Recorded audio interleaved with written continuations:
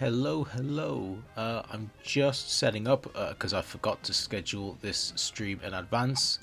So just give me a minute. I'll let people join, and then I need to finish setting up quickly, and then give it a couple of minutes, and then we'll start with Mr. Big. So I will be back momentarily.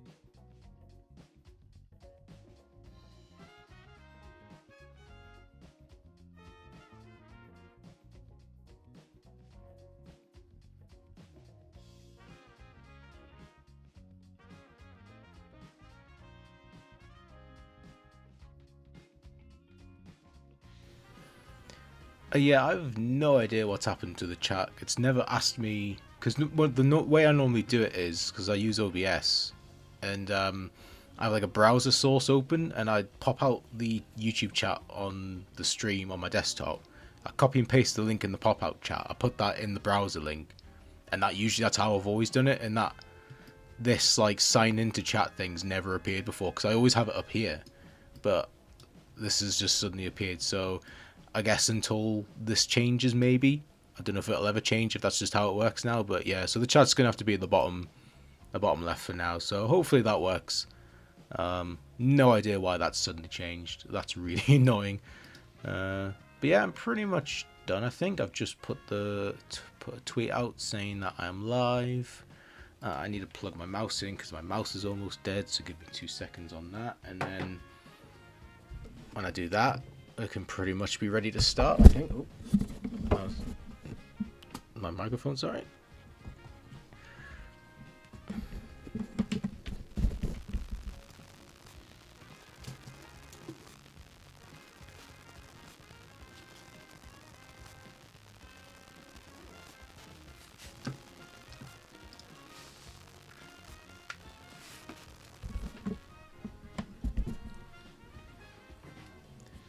Okay, I think I'm ready.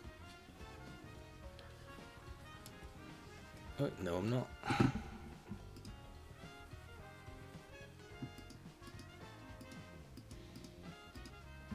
Right, okay.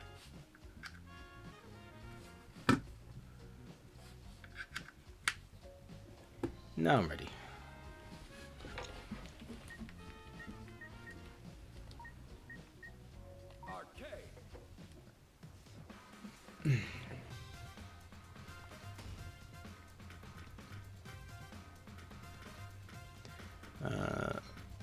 Been a while since I played this game, since Chun, so I'm gonna just go on level 1 because I don't want to be stuck playing the arcade for 10 hours because I've suck. Yeah, let's go for it. I'm looking forward to Mr. Big Story because I've said for a while now, a very large portion of this game's story just hasn't existed. Because Mr. Big stuff hasn't been in there. You know, Mr. Big's side of the story just hasn't existed until now, so I'm looking forward to it. And once fearsome warriors roam the streets like stray dogs. And though his legacy remains here in my keeping, it does so with no heir apparent. If there are any left in Southtown with fangs that bite, with claws that tear, with the ruthlessness and undying spirit of a true warrior, come to King of Fighters. Who will inherit the legacy of the fallen emperor? Let the last wolves of this city determine that for themselves. Stroa.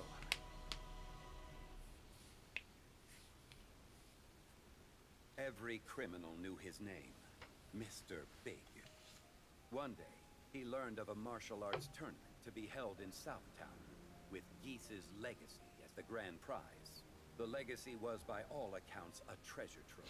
Okay, nice. They're finally explaining what Geese's legacy is. Sensitive information Geese had used to control rival gangs, and even the fabled sacred scrolls. Also buried in this collection were certain documents that had prevented Mr. Big from expanding into Southtown, which, should they fall into the wrong hands, would ensure his days were numbered. Big would deal with this himself. And so, looking to wash away the mistakes of his past, he decides to enter the tournament, King of Fighters. Okay, yeah, like, already, immediately, this guy should have been in the base roster. That's a lot of context for the story that just didn't exist until now. And it's actually crazy to me that, like, that just didn't exist until now. Like, we didn't even know what Geese's legacy is. Like, now we know why everybody's fighting for it. That is, like, the key information for this story. I've also not played Mr. Big at all, so I will be terrible at him until I figure out how he works. I think I may have played as him once or twice in, like, KOF 98 a long time ago. So yeah, this is pretty much just this might as well just be a new character for me, to be honest.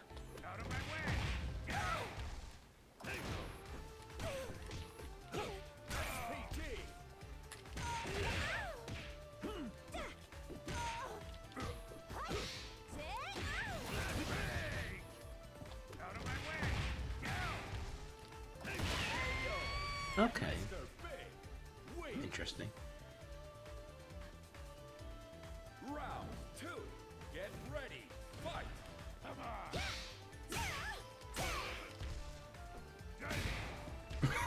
What the hell? It's like a sumo headbutt. Does he just have a sumo headbutt?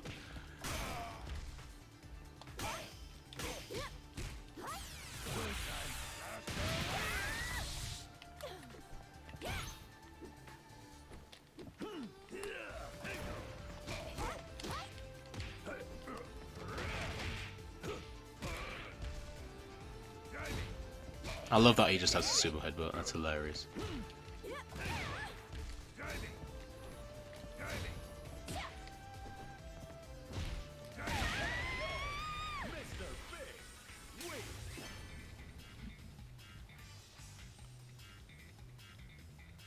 If there's something you don't like about your life, it's up to you to change it.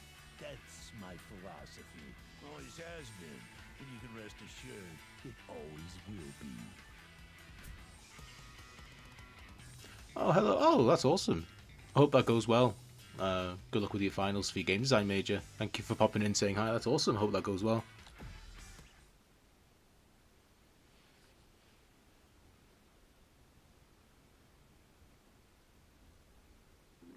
And of course I get Ganachi. Actually, I'm just going to pause for a second because I need to sort out this chat. Round 1. Get ready. Fight. Oops. 2 seconds.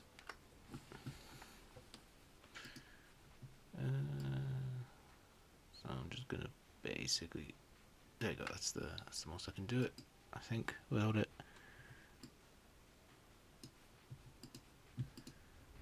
Yeah, I think that's the best I can do.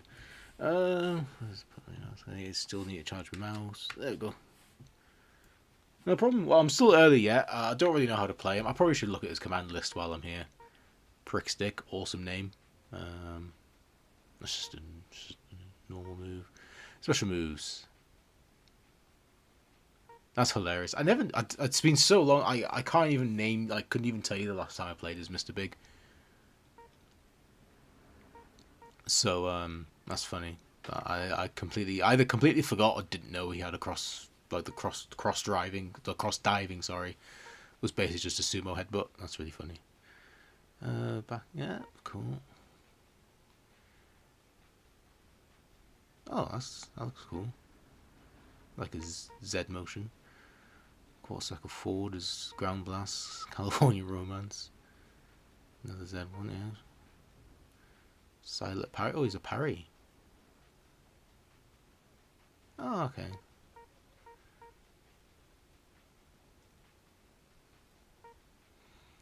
Blaster wave. Nice. Rising spear. What does that do? Okay, that'll be the one I'll use for thingy, for the golden dickheads when we eventually get to EOST, because that looks like that does a lot of hits.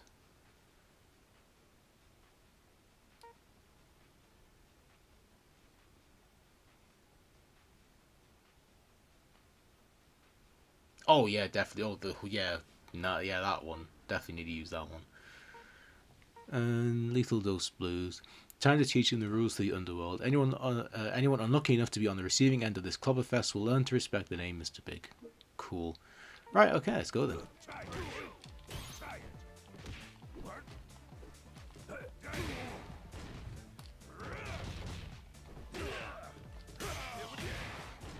Don't get cocky.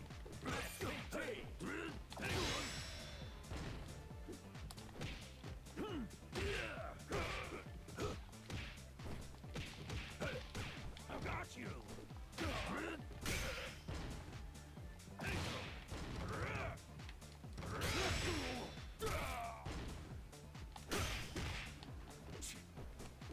Delicious. Out of my way. Mr. Big wins. That's why I'm Mr. Big. Round 2. Get ready. Fight.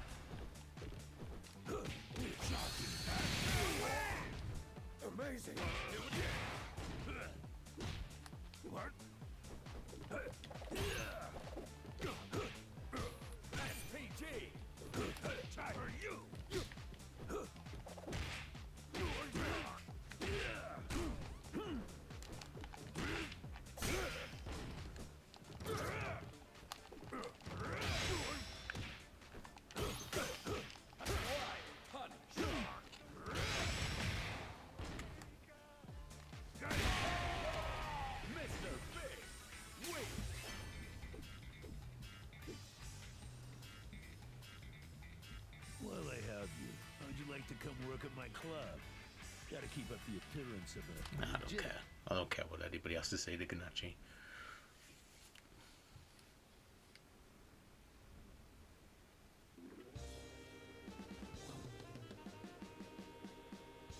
I am interested in seeing what he has to say to Rock, though. Round 1. Get ready. Fight.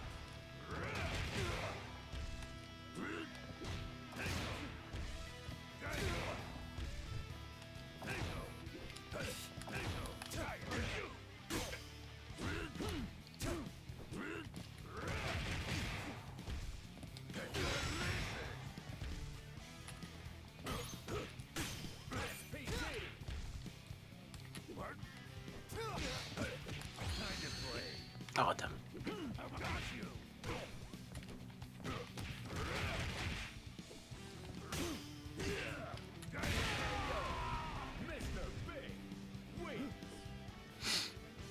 Yeah, he's not really my cup of tea. He's not bad, but it's definitely not going to be someone I'm going to main. But I kind of knew that going in. I still think overall my favourite character this season was Andy, which is really surprising because going into this, I don't think he was. Like, not that I wasn't excited for Andy, but if you told me like before release he was going to be like the character I actually thought would be my favourite out of this season, I'd have been very surprised at that.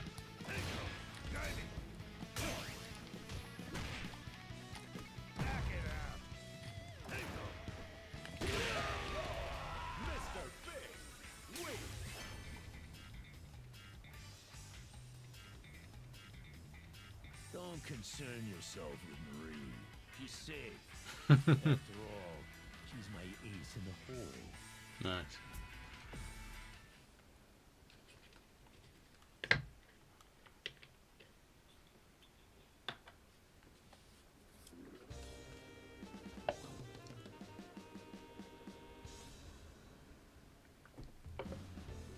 I see it in your eyes that you're looking for a fight, aren't you? In the middle of something else. But hey. Round 1. Yeah, Andy's they did a really good job with Andy. I feel I don't know if I'd immediately jump to say like, oh, this is the best version of Andy, mainly because I just haven't played that many versions of Andy. It's never been a character I've really gone for in like KOF or anything. But it's more than likely up there. Ken was probably my second favorite though. Just in general, of like Ken's always like my like safe main in Street Fighter because he's the only character I like or play that consistently gets into a game. So he's kind of like that character I kind of have to main in terms of like, if I don't main Ken, I'm just not going to play anybody. So that was so I was always going to like Ken. But yeah, I think they did a good job with Ken, and yeah, his story stuff was pretty good. I liked the CVS3 nods and stuff and teasers they were doing, and I thought his stuff with Terry was good.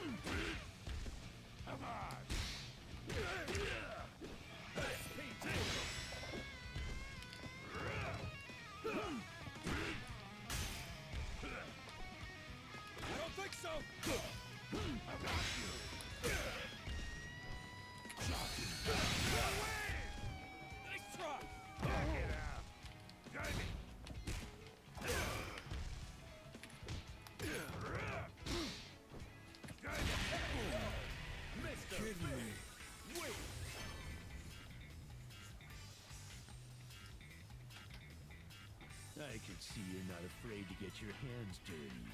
But if you think you've got what it takes to drag me downtown, you got another thing coming.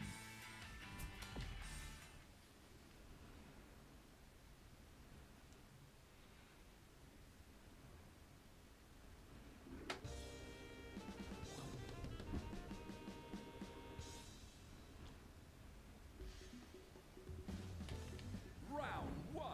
Get ready. Fight.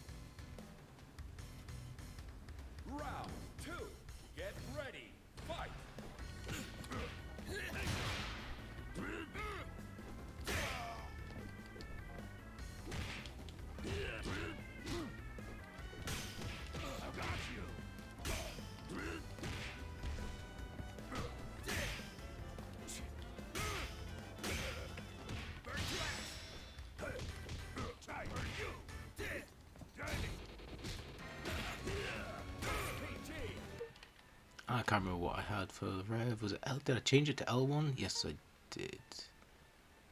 Yeah, yes, I did. Yes.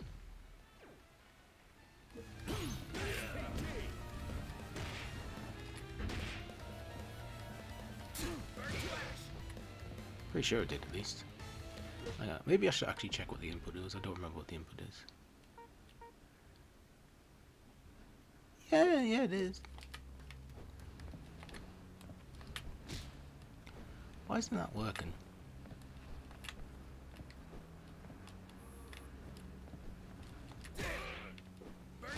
Yeah, no. What the hell? That wouldn't work. That was really weird. That input wouldn't come out, I swear.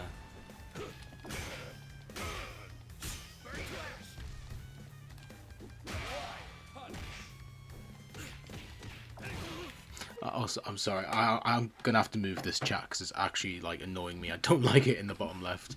It's really annoying that it's got this thing here. So unfortunately, I don't know why that's there. That's so annoying. Here maybe. We'll try here for now. But I don't like it down there. I don't know why it's doing that. It's doing my head in.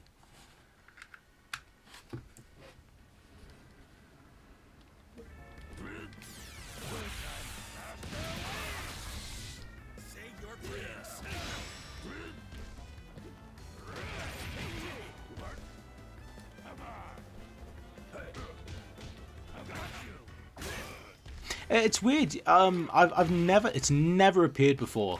Like every time I do a stream with the chat, I've never had this before. But I just set it up today for this stream, and it's just suddenly shown up, and I have no idea why. Okay, I'll give that a go. The Alt key. Gotta figure out what Alt is on a Mac. Hang on. There's no place on my payroll for any of you lowlifes.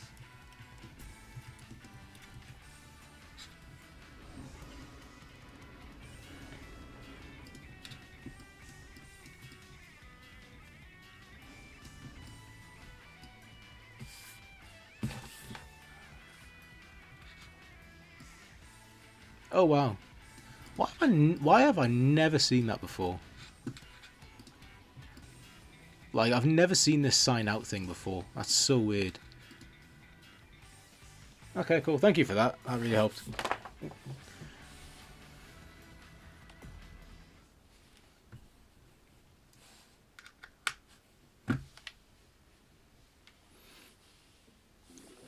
I'll read some of these messages. Oh wait, no. We'll go through this and I'll go back through the messages that people have been sending. Mr. Big. Master Geese himself kicked you out of the organization way back in the day. Now you're looking to be some kind of bigwig in Port Town.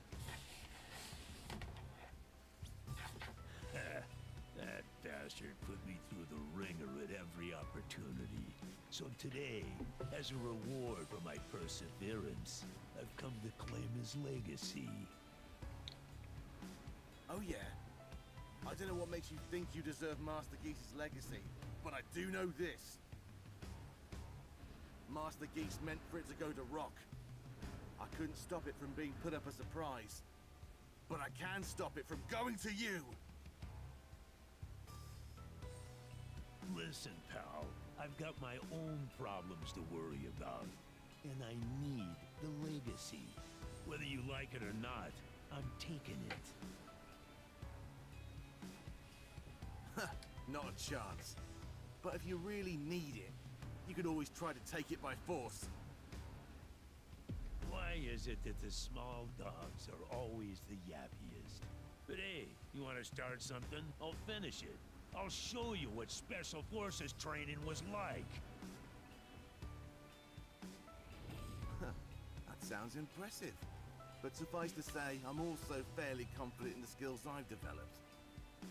That said, I'm very eager to see how your cute little sticks stack up against my blistering bojutsu.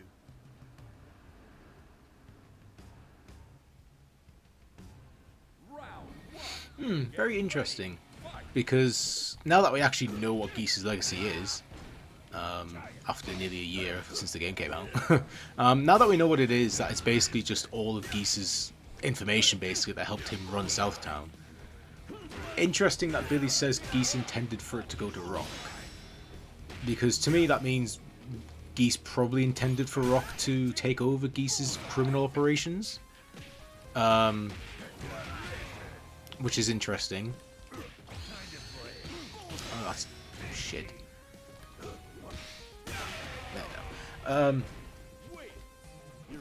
So that implies that Geese was intending for Rock to take over the business. But there was a line there that Billy said that I thought was interesting, where he said, you know, I can't stop Geese's legacy being used as a reward for the tournament, but, you know, I'll make sure it's, you know, it goes to Rock or something like that. Interesting thing about that, is obviously data mining spoilers. If you don't know the data mines, or you don't want to know anything about what was in the data mines, mute now, I guess. But in the data mines, there was a character, or it's not 100% known for sure that this is this character, but there was a lot of stuff pointing towards a possible Franz Stroheim as a potential future DLC character. Which makes sense because there's a character, the character who narrates the opening story cutscene, or not, maybe not the one actually narrating, but there's an opening line that's the same in every character's arcade, which is like the kind of invitation from someone called Stroheim, which is the implication that this Stroheim is the host of this tournament. So this Stroheim at some point got their hands on Geese's legacy, which is interesting.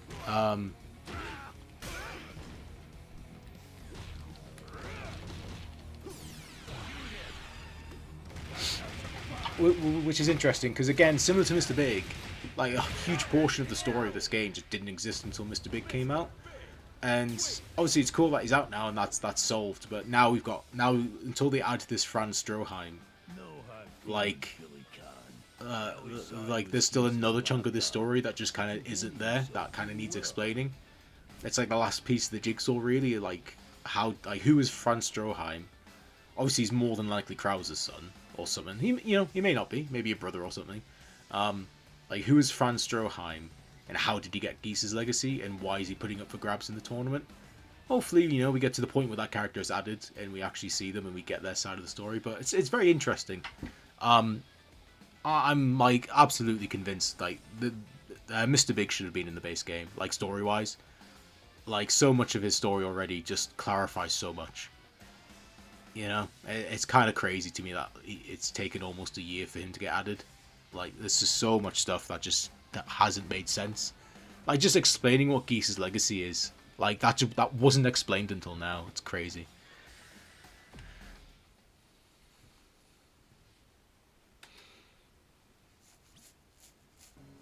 Damn it!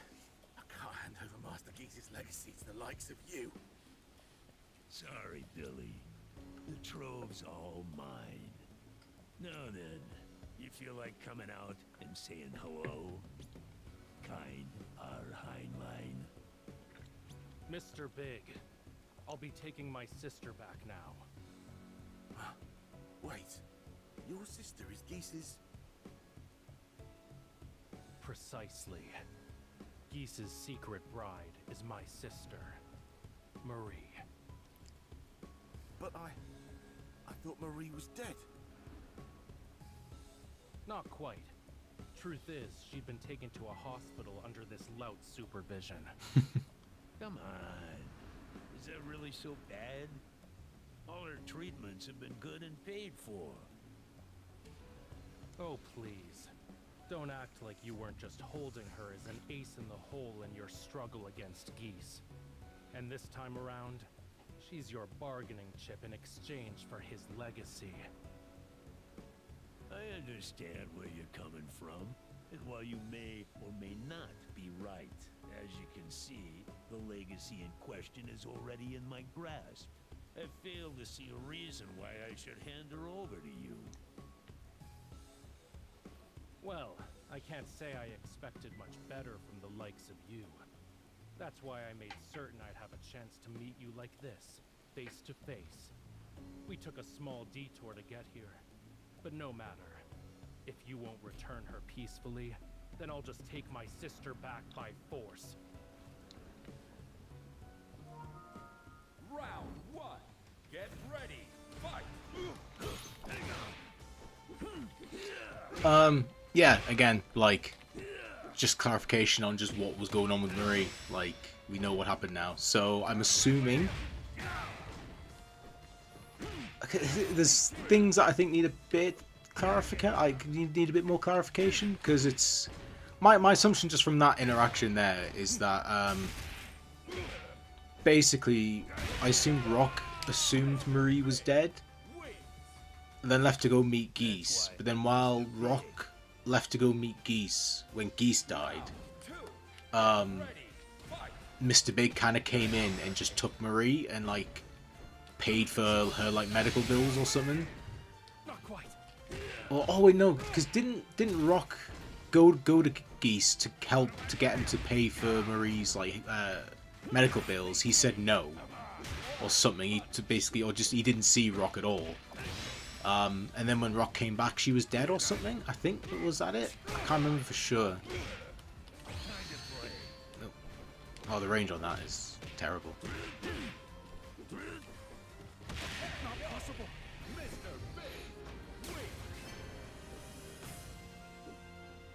Yeah, definitely. Yeah, I agree. Well, your vision is interesting. I've got bigger plans than you can imagine. I'm afraid this revolution won't be televised, my friend. Oh, I think that's one of the first, like, mentions of Kain's plan to secede Second Southtown from the US. I don't remember if that's actually been mentioned in this game yet. Okay, yeah. So I assume at some point when Rock went to go get Geese's help, he must, like, that's when Mr. Big must have came in, took Marie, and left. And then Rock came back and thought she was dead, and then that's when he got took in by Terry. Interesting. Marie will be just fine with me. Don't you worry. What's that supposed to mean? So I take it, you've won, then? You dead. I see. This means you're not going to let me go. Is that right? Your little bro took a few licks in our fight. Go on, go check on him. I already got what I needed. I guess I don't really have a use for you now. What's your deal? Not satisfied? You want to go back to the hospital instead? Thank you. Thank you for what? I can't say I don't resent you for what you've done. Maybe I even hate you. But even so, you're the reason I can stand here today. And for that, you have my sincerest gratitude.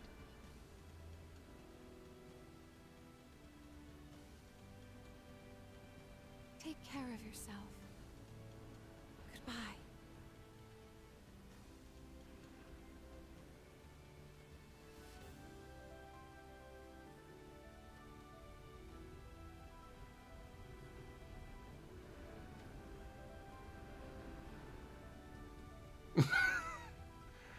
They really cannot let anybody in this game be evil. Will you be gifting the same amount as usual, sir? Why are we doing this with Mr. Big? Yeah, send it in. Why does what?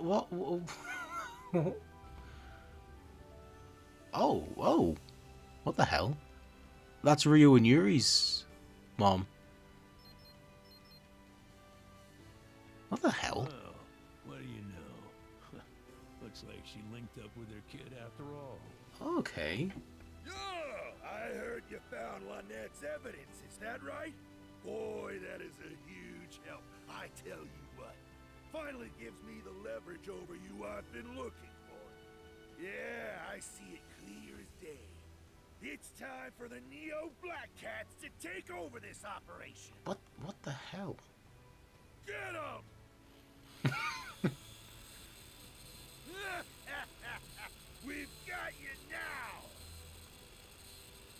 What are they doing with her case file then?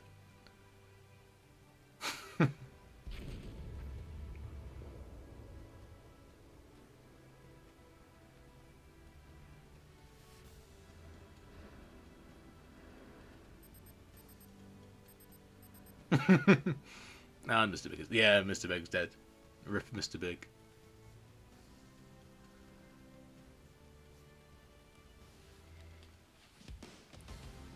Okay, that was a roller coaster. First of all, I'll kind of get to what was going on.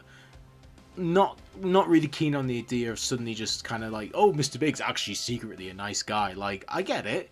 It's a nice little add-on to his character, but at the same time, it's like I wouldn't be so against it if like almost every other like evil character was like neutered in some way. Like, there's always like I think every character at some point like that was evil in a previous game has now been like some new detail about them has been revealed that makes them like, oh, they're not that bad, they're not that evil, like they're a nice person, like they donate presents to orphans, like they feed ducks at the park. It's like sometimes characters can just be evil, like, you know, I kind of don't really gel with the whole thing of like, you know, we kind of have to like make these evil characters, like we have to have a sweet side to them so people can like them, you know.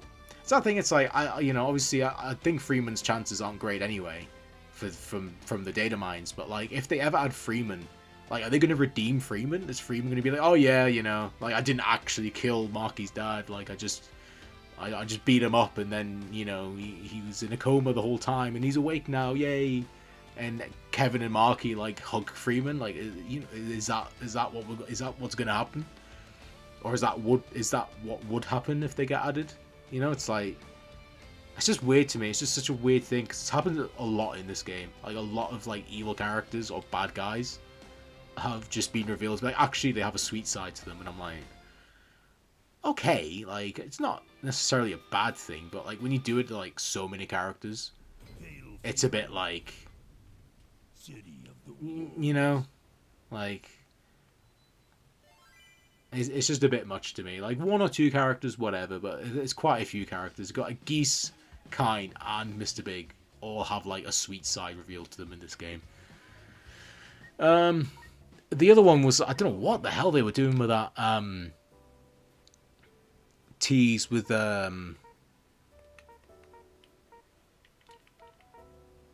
Ryu and Yuri's mother. Because I know she died at some point, obviously pre-Art of Fighting. I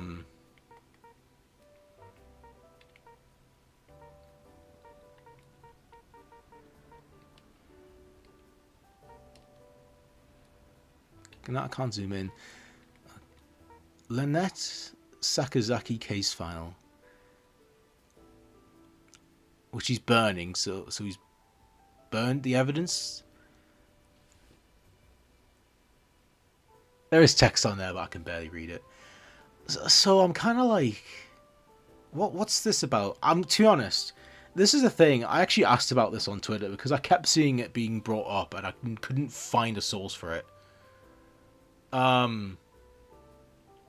lot of people have apparently been saying that in an interview, Oda said that apparently he said there's going to be an Art of Fighting character in every season.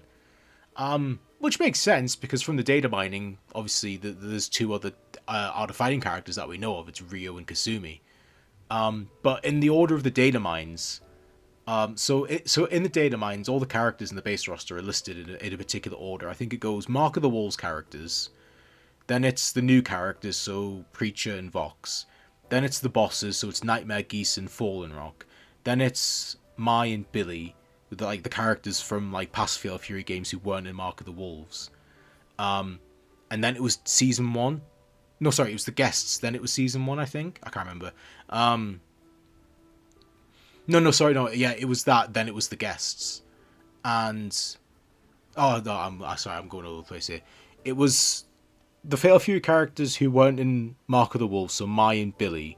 Then it was season 1, but season 1 was listed in the files in the order, are listed in the order that they released. So in the files, since this is from the betas, by the way, so this isn't like a recent thing. This has been in this for like a while. It's so in the order, it's in the files. The DLC is listed as Andy, Ken, Joe, Chun-Li, and Mr. Big, like in that order, which is the order that they released. And then all the other characters afterwards are in an order as well. So the assumption has been for a while now that those are going to like those characters are going to be the next 2 seasons, and that they'll release in that order. So it was like the first character. So if this order is correct, then the first character of season 2 should be Jae-hoon. Then I think it's a new character. Then I think it's a guest character. Then it's like Blue Mary, Duck King, and Rick Stroud, I think. And then I think season 3 was a new character, a guest character. This is where it goes wrong. I think it was Krauser. Then Wolfgang Krauser, not Franz Stroheim. Yeah, it was Krauser. Then I think it was Alfred, Rio, and Kasumi. So that's just what like a lot of us have just been assuming is the order of the DLC for this game, because you know it's based off season 1 being in the order in the files. But if this interview that Oda's apparently done where he said there's going to be an art of fighting character in every season, that would obviously imply that Ryo or Kasumi is being bumped up to season 2, which then makes it's either that or that whole like the order of those characters after Mr. Big are just completely random and we don't know who's going to be first or last or whoever. So, but the thing is, I asked on Twitter, like literally, like, look, I keep seeing this being brought up. Does anybody know what? Like, can somebody link me this interview, even if it's in another language? Like, I'll do a dodgy translation just to, you know. Can anybody find me this interview that Oda apparently did where he said this? And nobody knew it.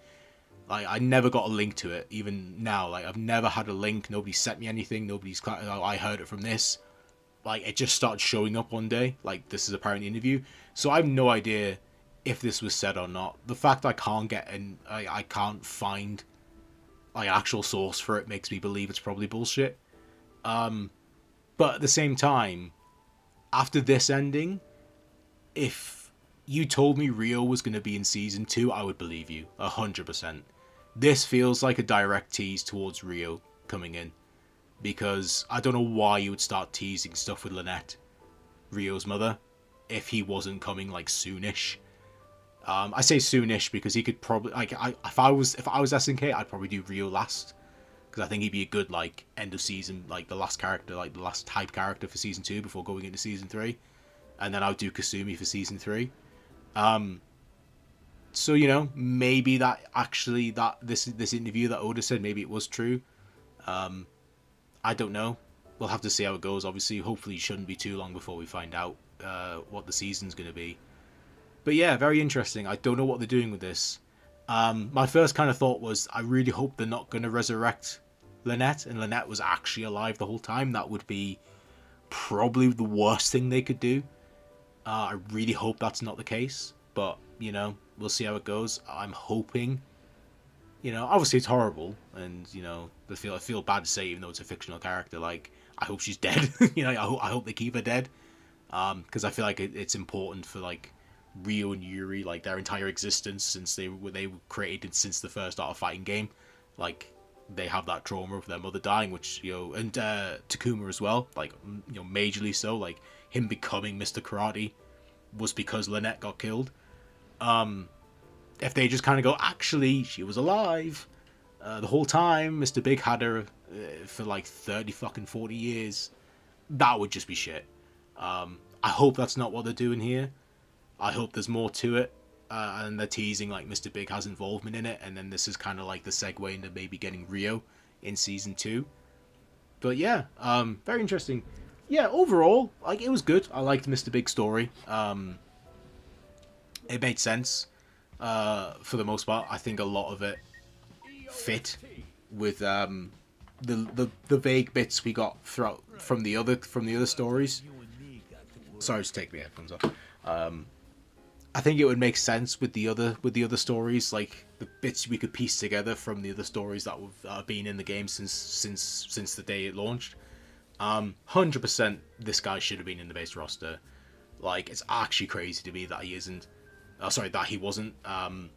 I think the general assumption at this point is that he was going to be in the base roster. A lot of people seem to think that he got replaced with Ronaldo. I disagree. Obviously, he could have been.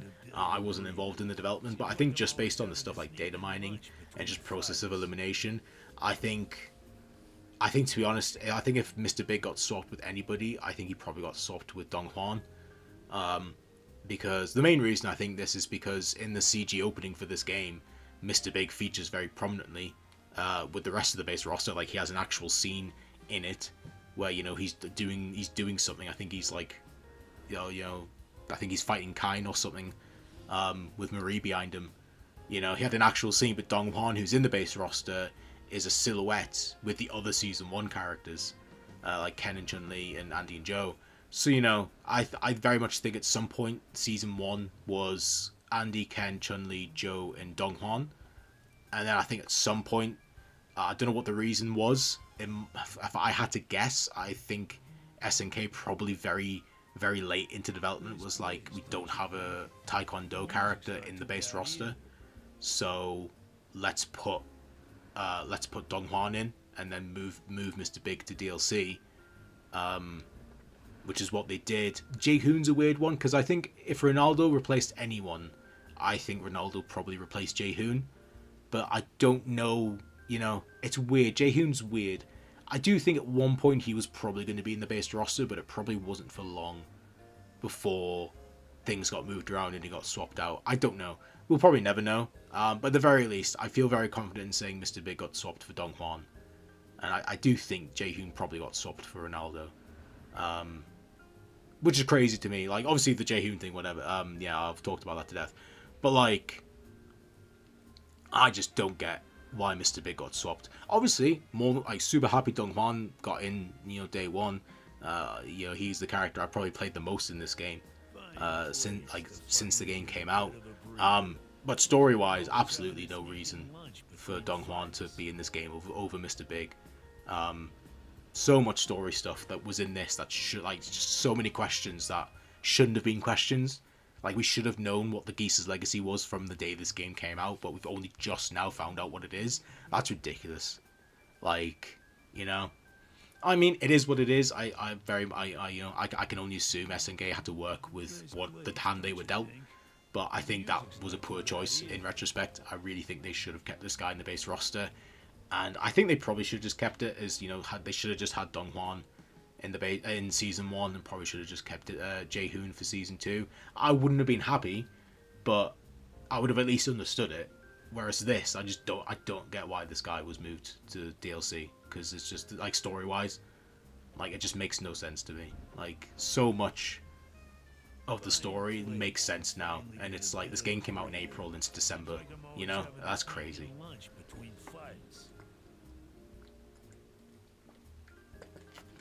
Oh, alright, let's do everybody's favorite episodes of Southtown.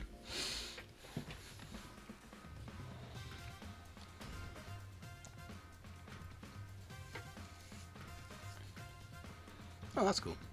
I like that color. Actually, I'm gonna do a fun little thing with the color edit. Well, that's reminded me. Oh. But yeah, overall, like, it was good. I thought, like, definitely answered a lot of questions. Had some fun stuff. A bit meh, like I said. The only negative I really have was, like, I don't know how I really feel about making Mr. Big, like, a secret nice guy. I don't know. Like, I'm not against it individually, like, on its own. But, as it stands, I don't know, yeah. There you go, you got classic Mr. Big.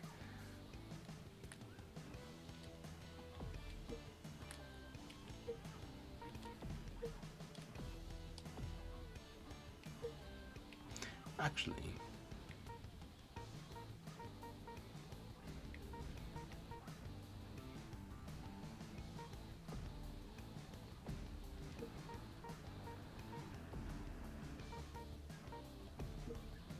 yeah, that feels a bit better.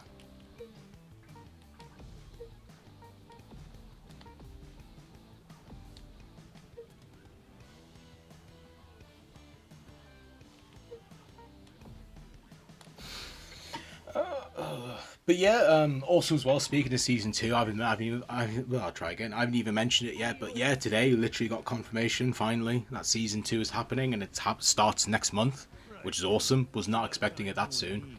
I thought we'd maybe get it February or March, or maybe even April, depending. So that's really really cool. I'm glad. I'm glad more than anything. I'm just glad SNK have like confirmed it. Like they've just said it's happening. Because there's been a lot of doubt about it for a while now. Like I did a big thread on Twitter, I think last month. Oh, hang on, sorry, I'll talk about this first. Years ago, in a medical facility, a man speaks to a woman in a hospital bed. Though short of words, he has still made these visits part of his daily routine. The words on his lips were not those of a boss thoughtfully checking in on his subordinate, nor were they the reassuring words of kindness to a family member. Neither were they sweet promises to the one he loves. Instead, he simply inquires, "How's your health?" At first, the woman appears as if she wants to say something, but the moment an impulse passes, and she instead makes the slightest tilt of her head in acknowledgement. "Finish your meal and go to sleep." The man promptly leaves, his message curt, yet the woman remains still. Until the man's presence has completely vanished, she sits stock still, not even breathing. This is her own daily routine. No longer sensing his presence, her muscles relax and she picks up the small framed picture on her bedside table. In it, 2 figures are pictured standing at ease, their blonde hair shining in the light. One figure is a young boy, and the other a man dressed in a sophisticated suit, exuding a natural air of authority. The pale hands grasping the picture tremble slightly. Silent tears fall from the woman's face, dripping onto the glass frame. The teardrops gather softly upon the 2 figures in the photograph, as if trying to somehow overcome the immutable chasm of time to deliver her silent message. The woman brings a hand to her mouth, stifling a small sob that threatens to escape. Lost in her grief, the woman fails to notice that the man has returned, standing silently just outside her room. Still unaware of him, she finally dares speak, words intended to be heard by none. Her lips open. Ooh. Oh no, sorry, no. I thought they were going to end it there. And the chasm of time grows wider. The photograph the woman had kept has begun to fade, having lost the hues of its original colours to the flow of time. "Even if only once, I want to see you again."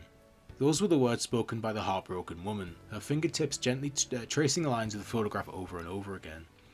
For years now, the man has stood as a silent witness to her grief over being separated from the young boy in the picture, her very own son. That man is Mr. Big, the leader of an underworld organisation pulling the strings of Southtown. It is said he is the one who casts every sneaking shadow in the city. The woman is Marie H. Heinlein, Geese Howard's common-in-law wife and mother of Rock Howard. As unlikely as this pairing may seem, it traces back many years to an event even more unthinkable. When in a grand scheme, Mr. Big had Marie play the unwitting role of Juliet, placing her in a state of mimicking death and then transporting her to a medical facility under his control. Wow, so he didn't just take Marie, like he made Rock think she was dead. Fucking hell. Okay, I kind of like, there's still the orphanage stuff, whatever, but that is evil. Like, Rock was like, what, 8? Like 8 years old when Marie died, finger quotation marks. Like, Mr. Big just made a fucking 8-year-old think his mum was dead for like 10 years. That's fucked. Today, Marie once again gently embraces the photograph with both hands and softly whispers Rock's name. Mr. Big watches Marie silently, deep in thought. Having evidently made up his mind about something, he clicks his tongue and lets out a grumble of resignation before calling out to a subordinate on patrol. We're taking her outside, have a car ready. The subordinate hesitates, mouth opening with the intent of dissuading him. But feeling Mr. Big's cool, expectant stare from behind his sunglasses, this attempt is quickly stopped in its tracks. The man bows his head obediently. "Yes, sir, right away. Marie, come with me, this way." After getting Marie out of her room, Mr. Big heads to the front entrance without another word. Marie follows after silently. Despite their lack of conversation over the years, her steady footsteps seem to show how she understands his thinking without the need to ask it. Okay, that was a long intro. God damn. Yeah, that's fucked. Like, that's actually so messed up when you really think about it. Like, he put Marie into like a near-death coma, or like a coma that made it appear like she was dead, and just made Rock think that she was dead. I know it was to fool everybody, but like, damn, like, Damn. Yeah, I feel really bad for Marie. She really got done over dirty. She wordlessly follows him into the back seat of a waiting car. Drive. Yes, sir. The car drives smoothly through downtown Central City. Mr. Big has brought Marie along for a visit somewhere, but Marie doesn't obediently follow this underworld bigwig out of loyalty. She follows him for another secret reason. In the past, Mr. Big had obtained some very valuable intel, details regarding Geese Howard's wife and son. Believing it to be prime opportunity to undermine Geese, Mr. Big quickly began to plot their kidnapping. His plan to orchestrate the death of Geese's wife, Marie, then transport her to a medical facility under his influence. The first steps of his plan succeeded, luring him into a false sense of security that everything else would go smoothly. But when Marie awoke, Mr. Big was surprised to learn that she was suffering from a serious illness. Oh, he didn't even know she was dying. Oh, he just did that shit. It was like, okay, you're dead. Like, that would have destroyed Rock mentally. God damn, no wonder Rock is the way he is. Like, if it was one thing, it'd be one thing. Like, I'm not saying that it's a lesser thing. It's not, you know, it's one thing to make, like, just have some kid's mum, like, just suddenly die one day. And then you, like, and just make the kid just think that she just dropped down dead. But, like, Rock already knew Marie was dying, and then to have Marie just die, like, finger quotation marks, and then just, like, the fact Mr. Big didn't even know she was actually dying anyway, like, she is, that's crazy. That's so insane. He pledged to get her treatment while holding her captive, but it was a calculated offer, not something done out of the kindness of his heart. Present day, driving through Southtown, the car shifts as it comes to stop at a light. Mr. Big glances at Marie in the weighted silence. Marie stares out the car window, her expression blank. Though seated beside him, her thoughts are somewhere far beyond Mr. Big's reach. On the rare event he takes her outside, she's always like this. She will respond to his questions, but rarely initiates anything herself. Silence is her weapon, and it's a weapon she wields well. Oh yeah, dude, why the fuck are you expecting a conversation out of the woman you've kidnapped for 10 years? Like, what did you expect?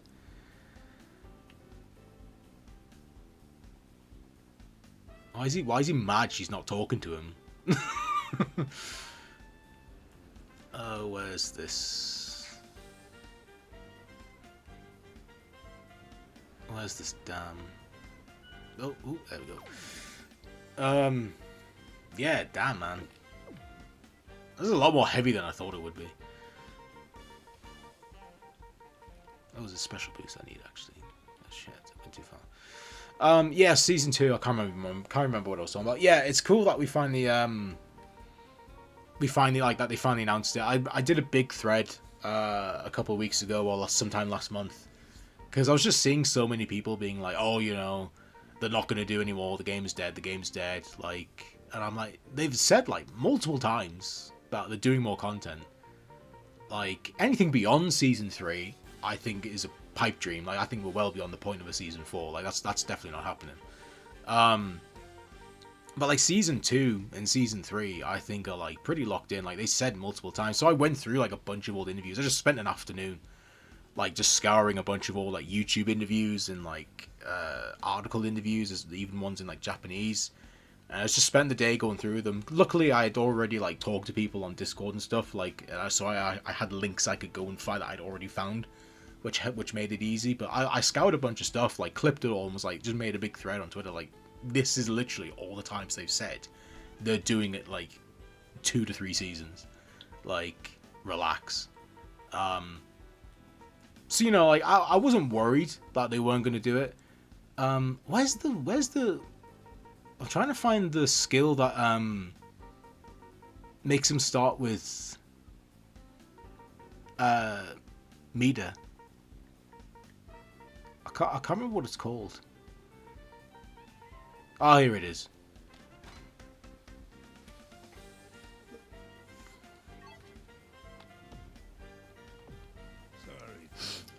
So yeah, like I wasn't worried that we weren't gonna get it. I was just like, just waiting for them to mention it. I was just like, you know, any day now, you guys are gonna mention it. Oh, come on, stop doing that. Oh, nice countdown. Oh, couldn't have asked for a better. That's honestly, that is genuinely the best like golden fighter thing I've ever done. Countered the guy, and the final hit of the super got him on the first attempt. They don't call me Mr. Could not have asked for a better way to do that. Yeah, so like I haven't been worried. I've just been like, damn, you guys are taking your time. So it's cool that they finally were like, okay, here you go. Like, I'm not leaving this one. it was a bit of a lackluster reveal. Not that. No, sorry, not reveal. Sorry, I meant announcement. But yeah, a bit of a lackluster announcement. I don't really care, to be honest. I just wanted them to just say, hey. I wanted them to say we're working on season 2 for like months now. Like, I thought they were going to do it maybe at EVO. That, in retrospect, that was way too early. But I was expecting them to maybe do it at EVO. I was expecting them to maybe do it at SWC Finals. I thought they would definitely would have done something because, you know, we were getting pretty close to the end of Season 1. But clearly, they were waiting for Mr. Big to come out, the last character. They were waiting for Season 1 to be fully finished before they announced anything. Which makes sense. They don't want to jump the gun, especially, you know, before the last character's out. So, I get that.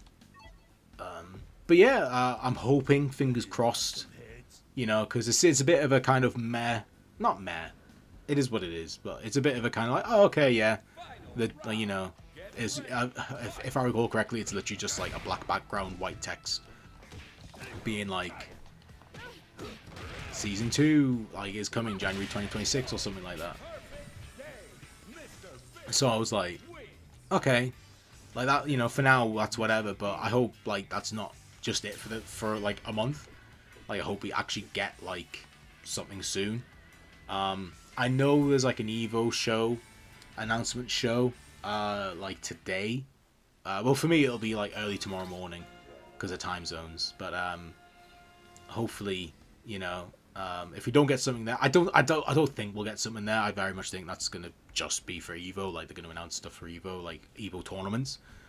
They may do something, but if they were gonna wait, if they're waiting for that, like if they're gonna announce if they're gonna reveal Season 2 there, I don't know why they just didn't wait for tonight instead of doing it like a day early, kind of.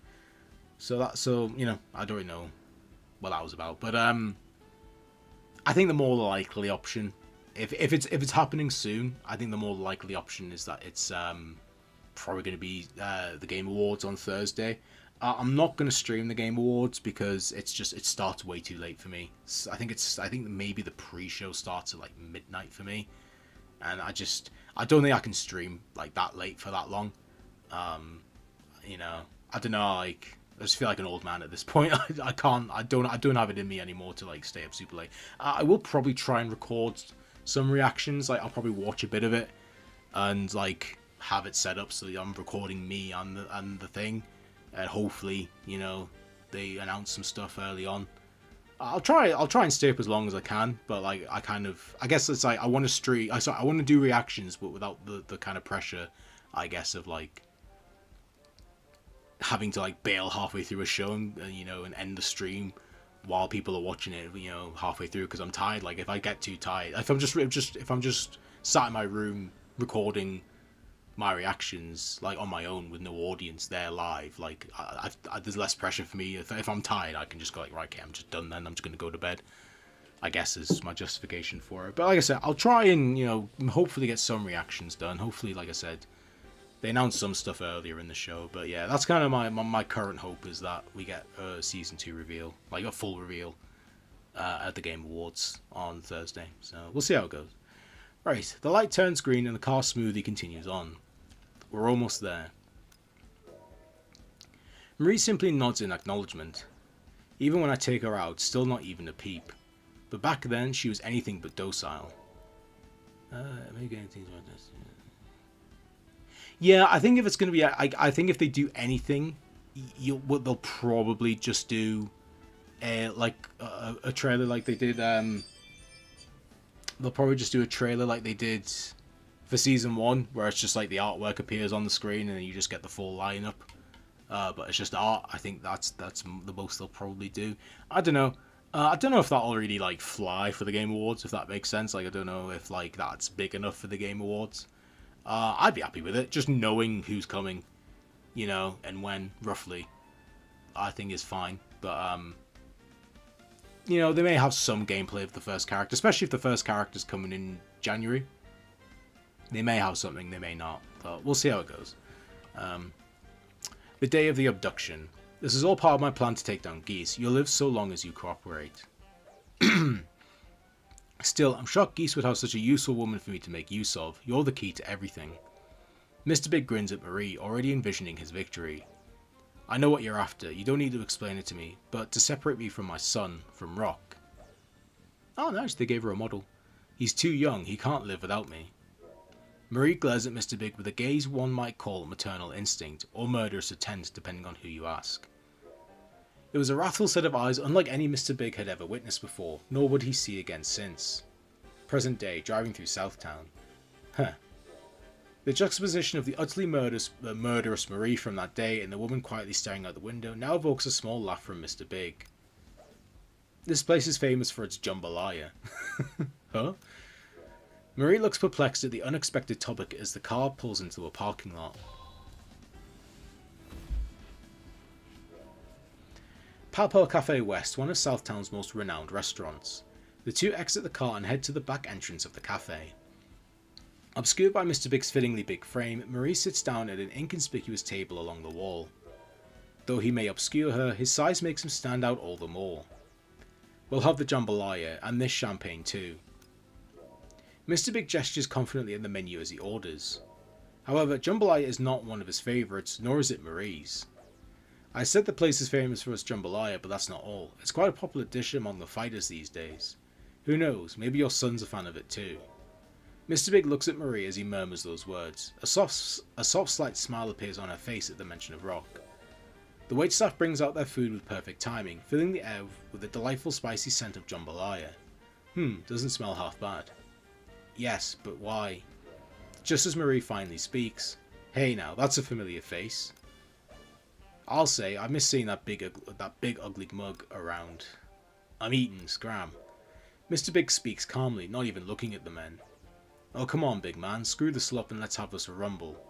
The man angrily kicks the table over with his declaration, and Mr. Big leaps into action, striking with his weapons. I won't have you ruining my meal. Let's boogie, old man.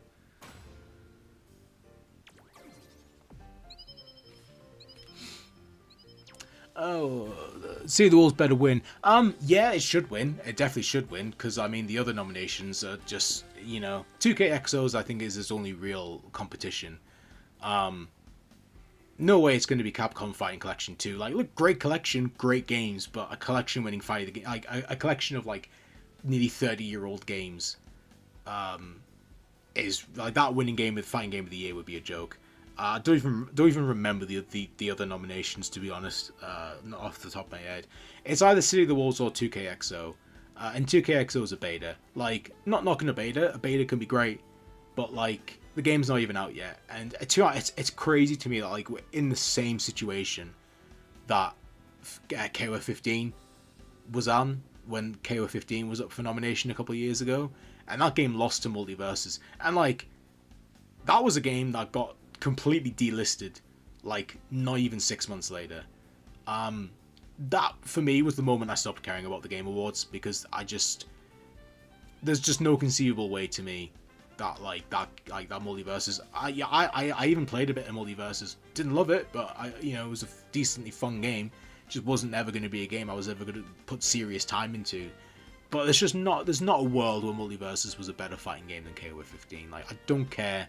I know SNK is obscure. I know King of Fighters isn't the biggest fighting game in the West or in, America. But there's just no way that game should have won. I would more sooner believe 2KXO is more deserving of Game of the Year than Multiverses, but I still think City of the Wolves is a much better game than 2KXO, especially considering 2KXO is a beta. To be honest, I don't even think 2KXO should be up for nomination given it's a beta or early access or whatever. I think that's really unfair, to be honest, to the other games that they're being put on the same level of a game that's not even fully released yet. Again, and that's not a knock against 2KXO. If City of the Wolves was a beta and was in early access and was nominated for Game of the Year, I would say no. Like I would say City of the Wolves doesn't deserve to win either, because, you know, it's not fully released yet. You know, putting it against a game that is fully released and has all the content there, it's just not fair to the game that's fully released. So to me, it's completely unfair and ridiculous, and the fact it's happening again to SNK is so ridiculous. At the end of the day, I don't really care. Though these awards mean nothing to me, especially the fighting game ones, because you can just tell Jeff and anybody else who runs the Game Awards doesn't give a fuck about fighting games. So, you know, their opinion on what they consider to be the fighting game of the year is worth nothing to me. If City of the Wolves wins, then cool.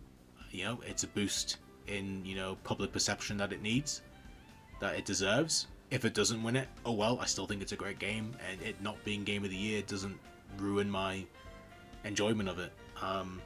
But I'm just like, this again, SNK is in a situation where it's being put against a game that's unfinished and or unreleased and is probably going to lose.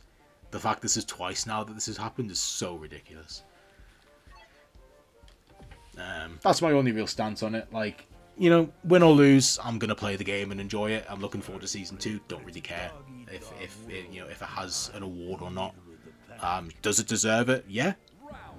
You know, but some things, the things that deserve it, don't get the recognition they deserve, and you know, that's fair.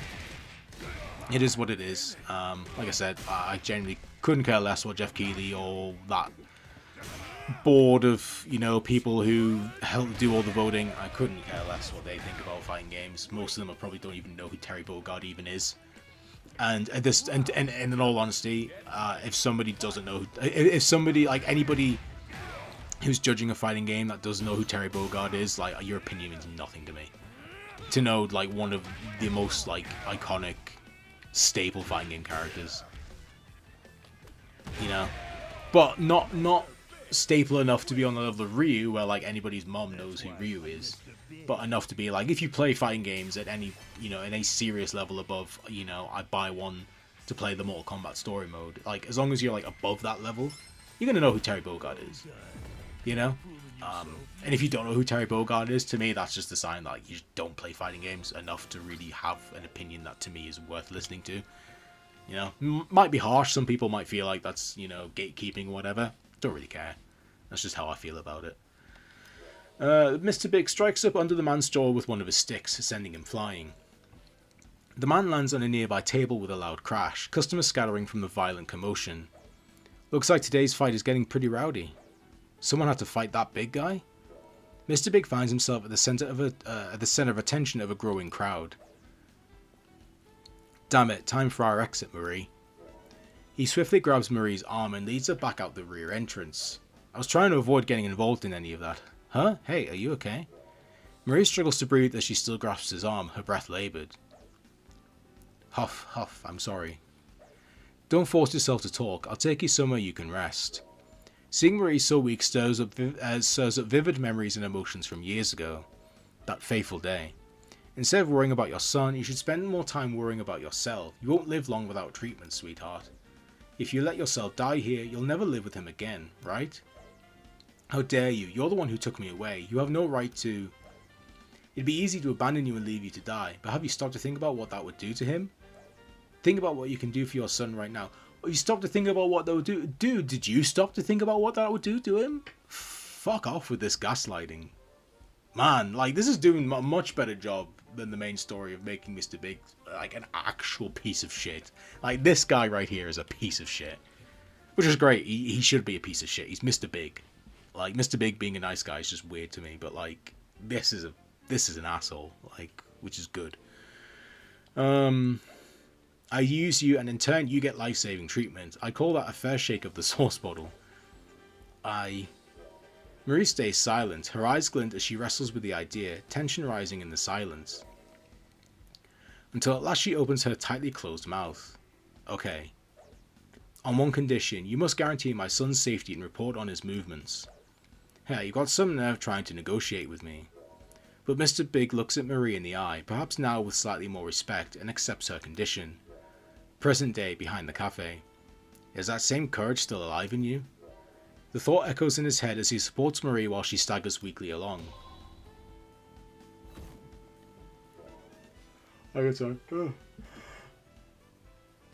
Sorry, yawning. The two move to a bar near Pow Pow Cafe where I can't even read this, hang on. I'm gonna have to move the text up because I can't even fucking read what that says. Oh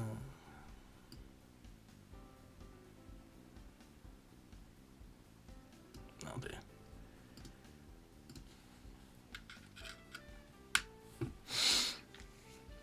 The two move to a bar near Pow Pow Cafe West where Marie takes a seat at a table tucked away in a corner. Yet despite their efforts to remain inconspicuous, Mr. Big's presence doesn't go unnoticed in such a small bar. The moment the suited men inside spot Mr. Big, the air noticeably shifts. The men exchange glances and begin to talk in hushed voices. It's not safe here either, I have to get Marie somewhere where she can rest. Mr. Big sighs in resignation and stands to leave as the men continue to stare. Marie wordlessly makes to follow him. But the men suddenly block their way and their apparent leader speaks up. Ha, so it looks like the rumours are true. The men grin, shifting their gazes back and forth from Mr. Big to Marie. Waltzing around with her in public? You must be losing it. I did think this, to be honest. He's making a big risk.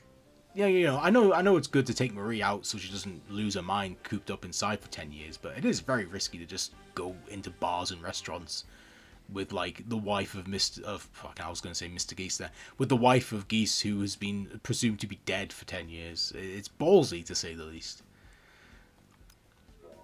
Mr. Big glowers at the man through his sunglasses, but he doesn't recognise him.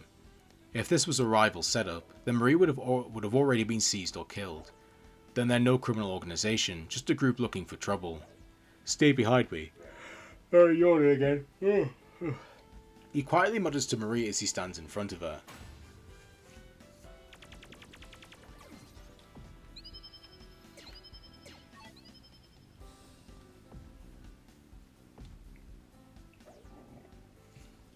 But I couldn't care less if you're a nut, just hand over the woman. The man puts his hand out and is given a metal pipe from his subordinate, which he then raises in the air. Sweet dreams. He slams the pipe on Mr. Big's chest, the unpleasant thud reverberating throughout the bar. Mr. Big stumbles from the impact, or so it appears. The next instant, Mr. Big's right hand roughly grabs the pipe and slams both it and its wielder into the ground. Ugh. But boss. Damn it, you got some nerve. From the moment the leader's body hits the ground, the bar's air had electrified with tension. The remaining subordinates stand boldly in front of Mr. Big. He guides Marie into taking cover in a nook in the wall behind him, then readies his sticks in both of his hands. What? Don't move, Marie. Before Marie has time to respond, Mr. Big charges down the suited men. Ah! Get the woman, grab her, no matter what it takes. I don't think so. I'm not leaving this one to the boys.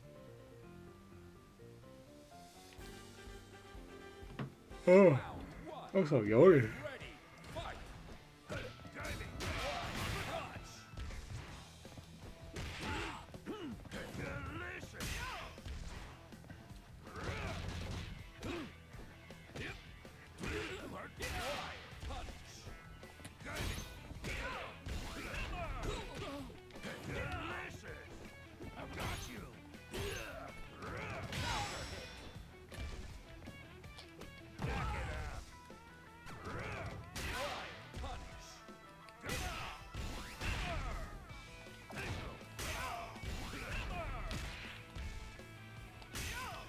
God damn, he's kicking my ass.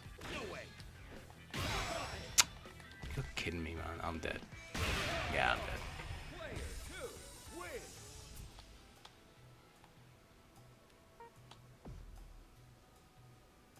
Just want to change my skills because I don't really need this one for now until I go back to fighting the gold guy.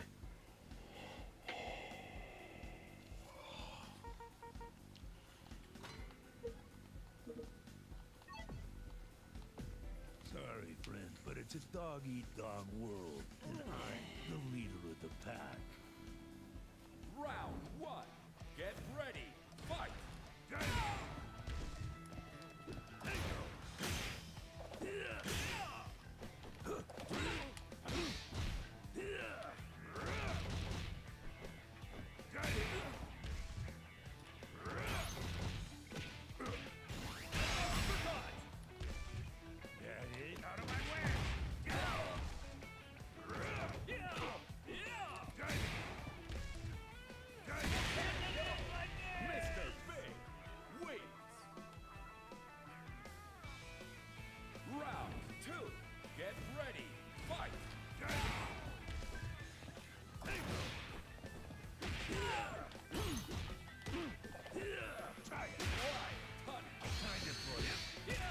Oh wow.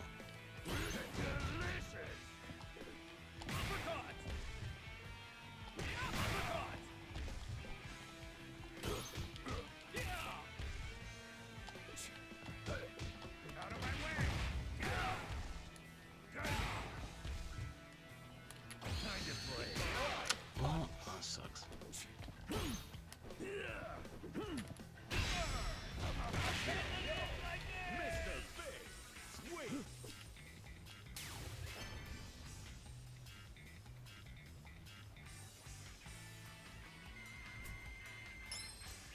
They don't call me Mr. Big for nothing.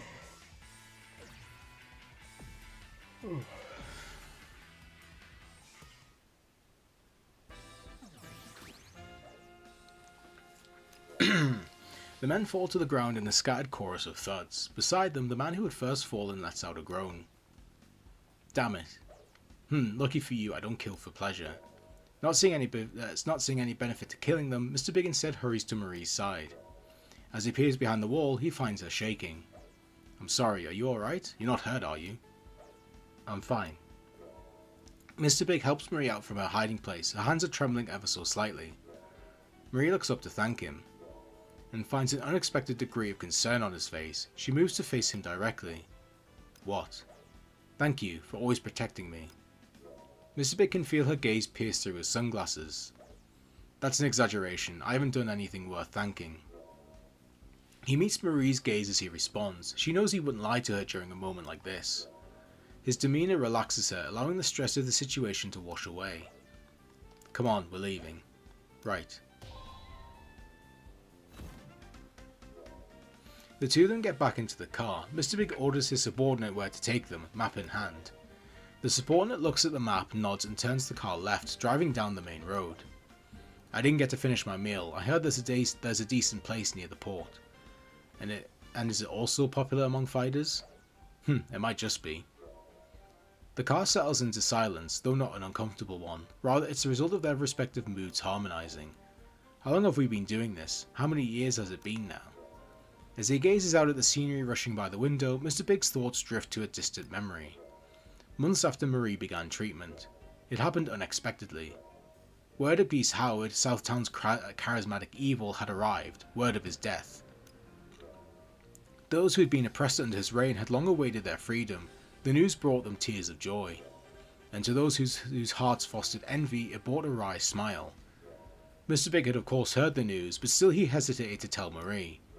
Ultimately, he decided to hold this truth from her. Yet, although none had told her, she was somehow able to sense what had come to pass. And from that day, Marie, helpless in her sickbed, could only gaze at her photograph and cry silent tears. Having watched over her since he sprung his plan into motion, at some point, Mr. Big had become unable to see it fully through. Because before he had known it, Mr. Big had found himself unable to abandon Marie and continue providing the course of her treatment. Present day, driving through Southtown. We've arrived. The sound of his subordinate's voice calls Mr. Big back to reality. Right.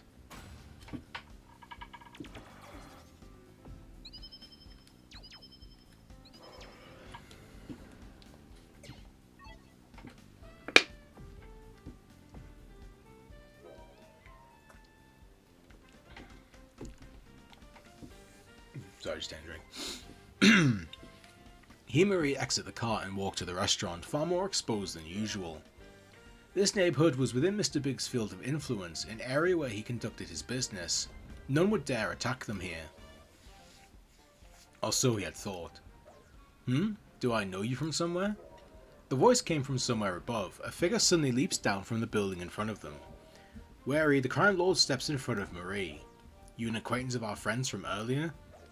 Earlier? Sorry, don't know what you're talking about. I'm Vox, by the way. Relax, I'm not here for you. His tone nearly flippant, Vox focuses his attention behind Mr. Big on Marie. For her? So you're not some random street punk then?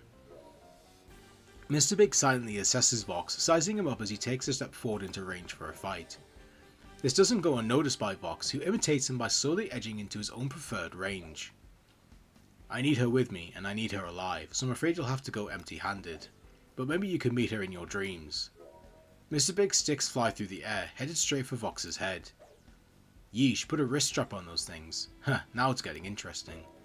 Vox grins, violet sparks dancing in his hand, and fires a violent purple shockwave toward Mr. I'm Big. not leaving this one to the boys.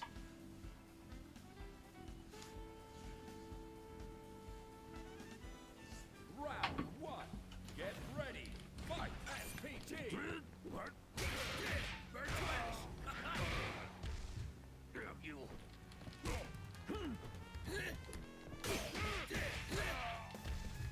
That it?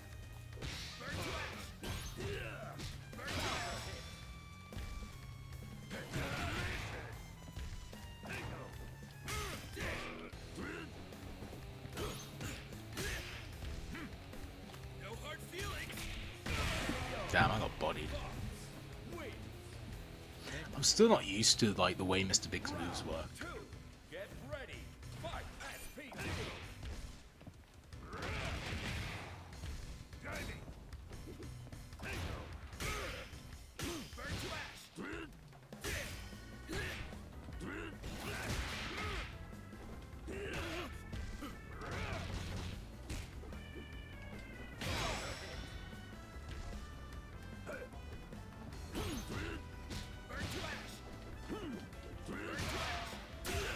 His crouching, like heavy whatever's shit. I'm dead.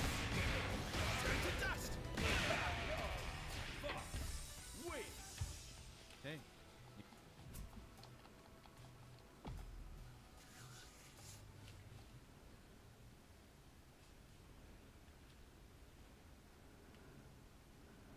Round one.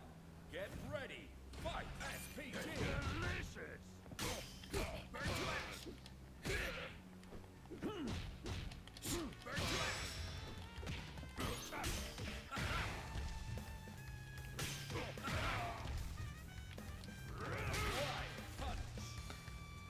Really just feels like everything I do gets counted and wild punished. God damn, man, like I can't get a hit in. Yeah, dead again. It just feels like he counters everything I do. I don't get what I'm doing wrong there. Two. Get ready. Fight. SPT.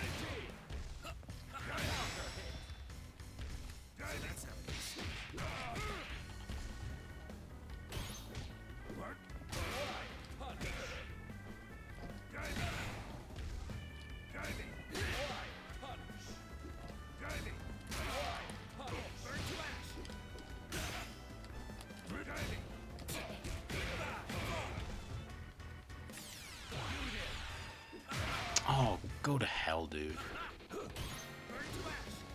For a character that uses sticks, his range is shit. In my opinion. Now I'm dead again. I can't get hit in. It's actually annoying me now.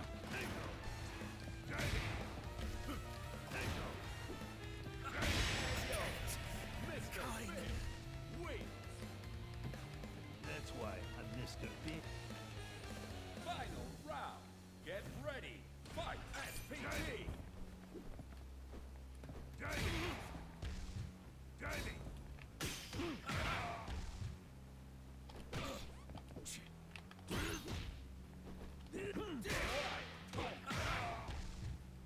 it? Kind of play. How the fuck does that not hit, man?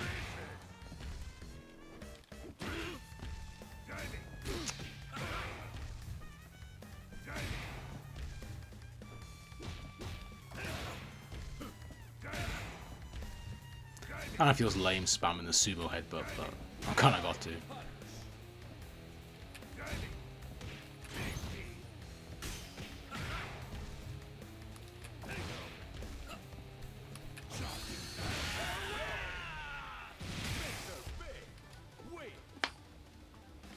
That's why I'm Mr. Big.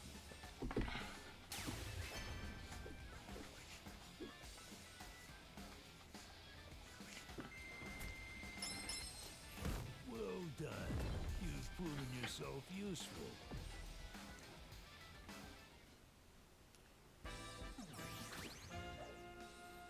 I was a little careless. Vox had slipped in close for a decisive final strike, but Mr. Big managed to dodge it by a hair. Having paid dearly for this slip-up, Vox finds himself now with one knee on the ground, unable to stand. You're not half bad. Vox ignores the pain and fixes Mr. Big with a forced grin. Though he's not sure how, Vox is sure that Mr. Big's sunglasses have a glint of amusement to them. I wasn't expecting that to be so much fun, but you've still got a ways to go. Yeah, I figured as much. Now, about that woman. There's nothing to tell you about her. Mr. Big lightly touches Marie's back in an attempt to leave. There's something familiar about her. She reminds me of someone. Marie suddenly looks back with a jerk, mouth opening as if to say something.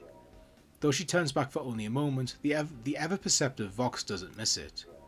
But Marie is already in the car, and there's no point in trying to chase after them. Now where have I seen that face before?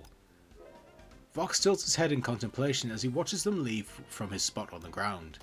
I don't know, dude, it could be the only one of two people in this entire franchise. Sorry, only one of three people in this entire series that has red eyes. And you know the other two.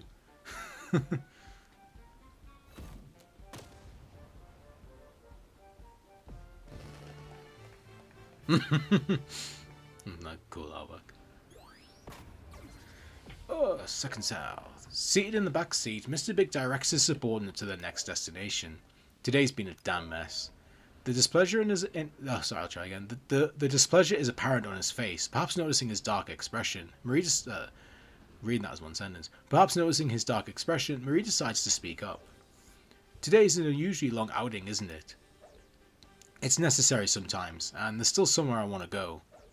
That's unusual. I wonder what sparked this idea. In a break from her usual passive behaviour, Marie openly questions Mr. Big. We're both feeling talkative today, I see. You've brought your walls down. Instead of looking out the window, Marie's eyes are fixed on the man with her. He slowly turns to look at her, and she doesn't shy from his gaze. In fact, he finds the intensity of her own gaze almost overpowering. It's like she can see right through me. That's all he's able to think as he stares into her unclouded eyes. There's nothing to be suspicious about. I just wanted to go out to I just wanted to go out to get my mind off something, and I pulled you along for the ride. I see. Marie drops both the subject and the eye contact, pulling away to look out the window as usual. His figure is reflected in the glass of a window, and she sees that he too has chosen to stare outside in silence. Marie closes her eyes. How often has she witnessed this same scene repeated over the last decade or so? All she can do is quietly accept it. Like a spinning glass, which just uses bass and spin rapidly, often as projectile right now. Okay, I see. Yeah, I really don't have any real history with Mr. Big, to be honest, in any game. It's never been a character I've really played. I played as him a bit in KOF 98, but that was a long, long time ago.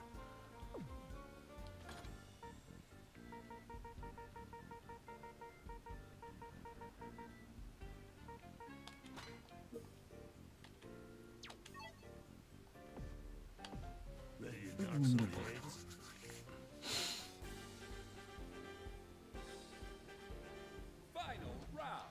Get ready. Fight. SPG.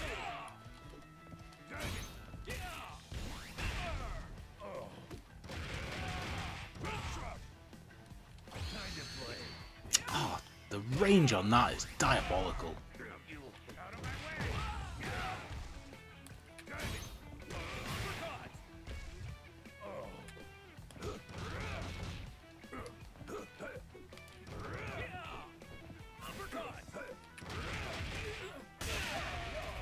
Perfect save. Player 2 wins.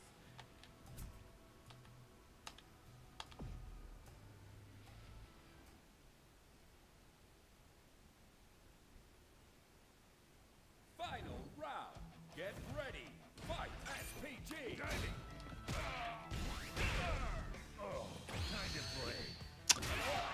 All they have to do is just jump up, and they just completely dodge like any grab. That's crazy.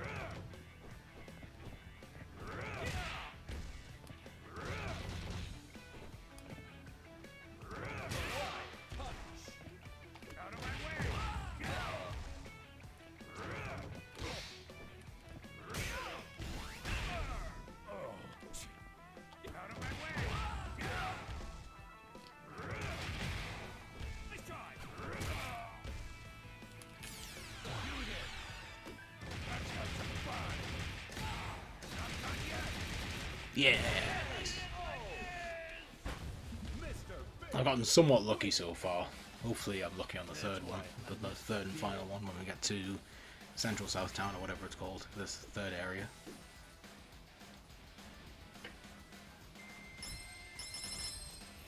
I'm not letting these damn kids take me out that easy.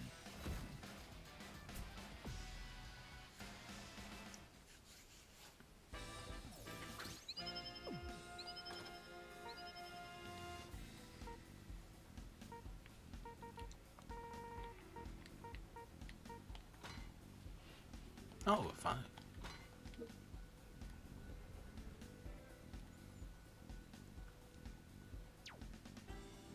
I just have to, I only have to do 2 of these, that's not too bad. I'm not leaving this one to the boys. Round 1. Get ready. Fight. SPT.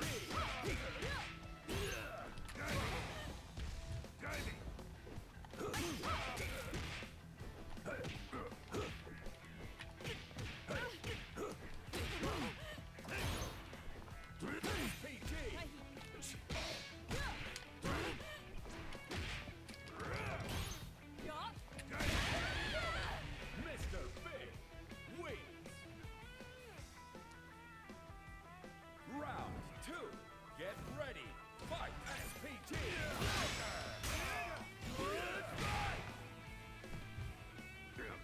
Out of my way. Now you're out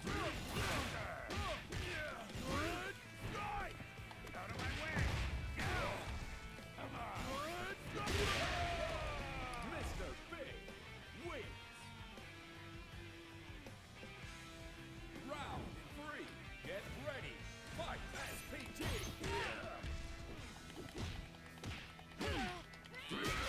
SPT. Not bad. Out of my way. Not bad.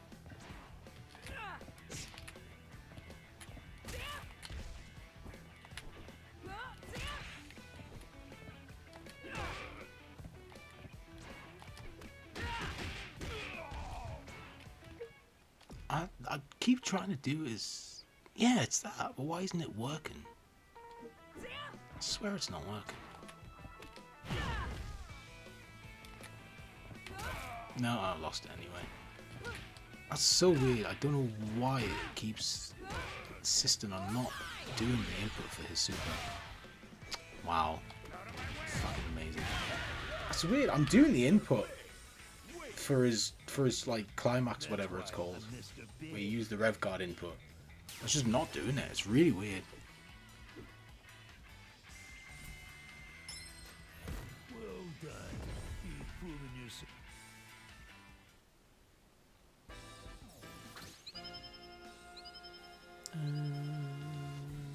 Yeah, that's the only other one. That's this one's the next highest. Right. But does that give the most XP? No, that does. Doesn't. Oh yeah, oh that does. This one definitely does. Was there 16 one? No, 13. That's this one then. This one gives the most XP. All the Puganachi and But it's a actually dog Zoftan. dog Yeah. world, and I'm the leader of the pack. Round 1. Get ready. Fight. SPT.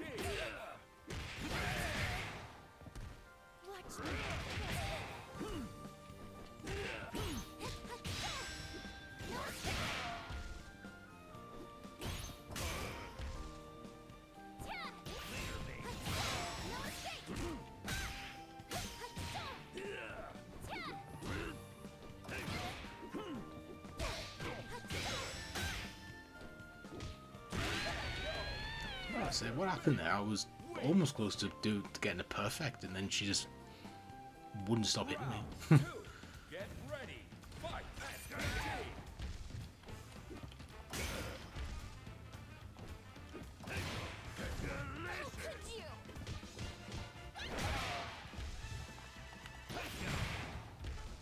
Now I'm mad.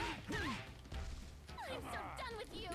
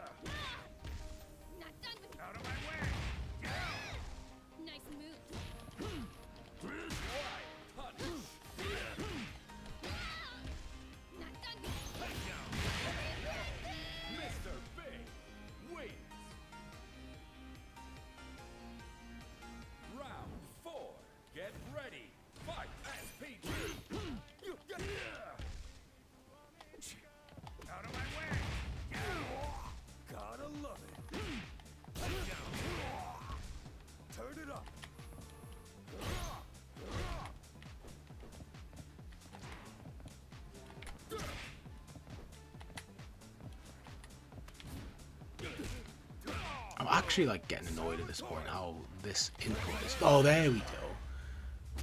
What happened the 800 of the times I did it? I didn't do anything different there. Fuck's sake.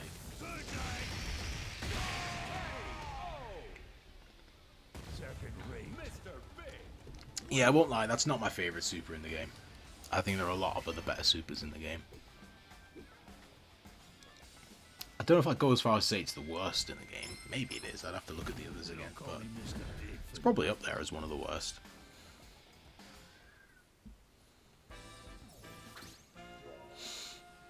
The outside view gradually changes as the car drives on. Eventually, Marie realises that they've arrived in Second South. This is where Marie was first pulled into the world she's now entangled in. Mr. Big rarely brings her here, but it seems today is different. Mr. Big watches her realization from the corner of his eye. She hardly reacts, at least for now. I was expecting a bigger response to coming here. As they sit in silence at a traffic light, Marie spots something out the window. I know this area. We'll try again. Her eyes land on a nearby building. That coffee shop, it's still in business then. She nods almost imperceptibly, a nod to both acknowledgement and relief. In the past. The man would visit the coffee shop regularly, always at the same time. He'd even always claim the same seat, one tucked away in a nook. His suits were of the highest quality, expensive variety. He'd always order the same thing and sit down to drink it with a calculated efficiency.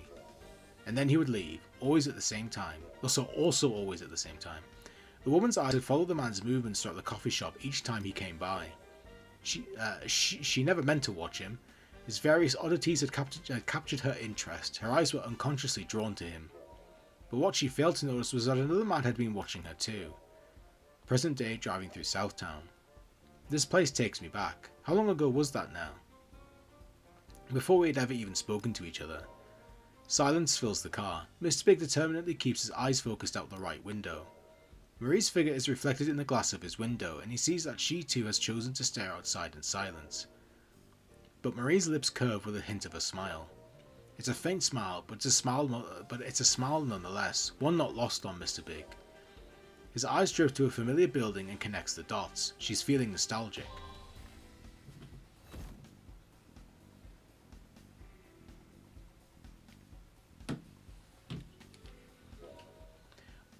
Once more the car comes to a stop, this time in a parking garage. Wait here, I'll be right back. Yet as Mr. Big moves to exit the vehicle, his subordinate stops him. It's not safe for you to go out here alone. The follow car has bodyguards and isn't far behind. I feel it would be wise to wait until they arrive. I'll be fine, but keep a close eye on Marie. Regardless of what his subordinates feel, Mr. Big's words are absolute. They have no choice but to obey. The man appears visibly frustrated. His jaw clenches, as do his fists, but he does nothing. Ignoring his subordinate's silent protest, Mr. Big steps out without hesitation. He boldly walks to the entrance of a dim, ominous alleyway and calls out, "Enough, you can't hide from me. Hurry up and come out, and then we'll talk." Ha, I should have known you'd pick up on us. You sure had some fun wandering around today. Not that I mind, it made our job a hell of a lot easier. Hey, you think I wouldn't notice being tailed by a bunch of amateurs? It doesn't matter whether you noticed or not, you'll be handing that woman over to us. Don't pretend like you don't know why we're after her. The men swing hard at Mr. Big, aiming straight for his head. But Mr. Big smoothly ducks down and slips forward, just managing to avoid both of the men's attacks. He then brandishes his weapons at the men, his turn now beginning. Like I said, amateurs.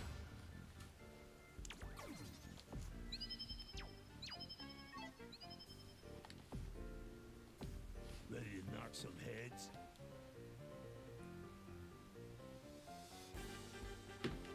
Round one. Get ready. Fight. SPD. Let go. Good. Right. Out of my way.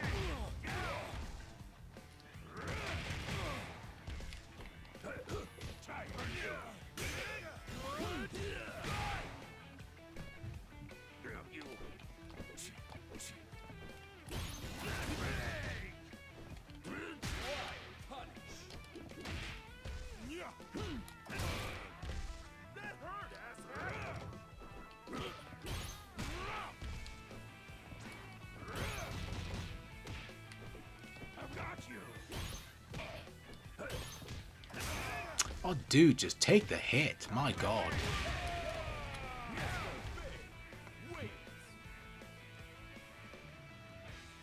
Round 2. Get ready. Fight. That hurt. PG. Now you're out of my way.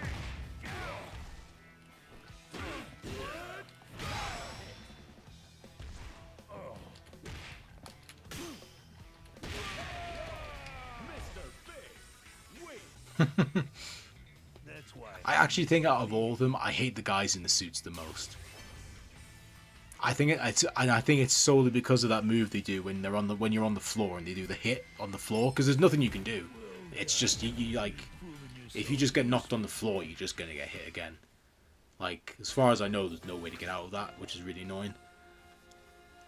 You're toast. Blast a wave. Hurrah! Mr. Big crosses his sticks, then thrusts them forward, sending out dangerous arcing electricity. One touch of the crackling charge is all it takes to knock the men out cold and send them toppling to the ground. I know there's still one more of you hiding. Come out. Eep. Okay, I'm right here. Tell me what it is you're after and who you're working for. The last thug standing trembles under the weight of Mr. Big's presence, immediately folding under the pressure. We're after the woman. Kill you, then kill her. That was the plan. His voice is shaky and weak. We're with the Neo-Black Cats, of course you are. Though his eyes are hidden behind his sunglasses, the movement of his eyebrows betray Mr. Big's reaction to this confession.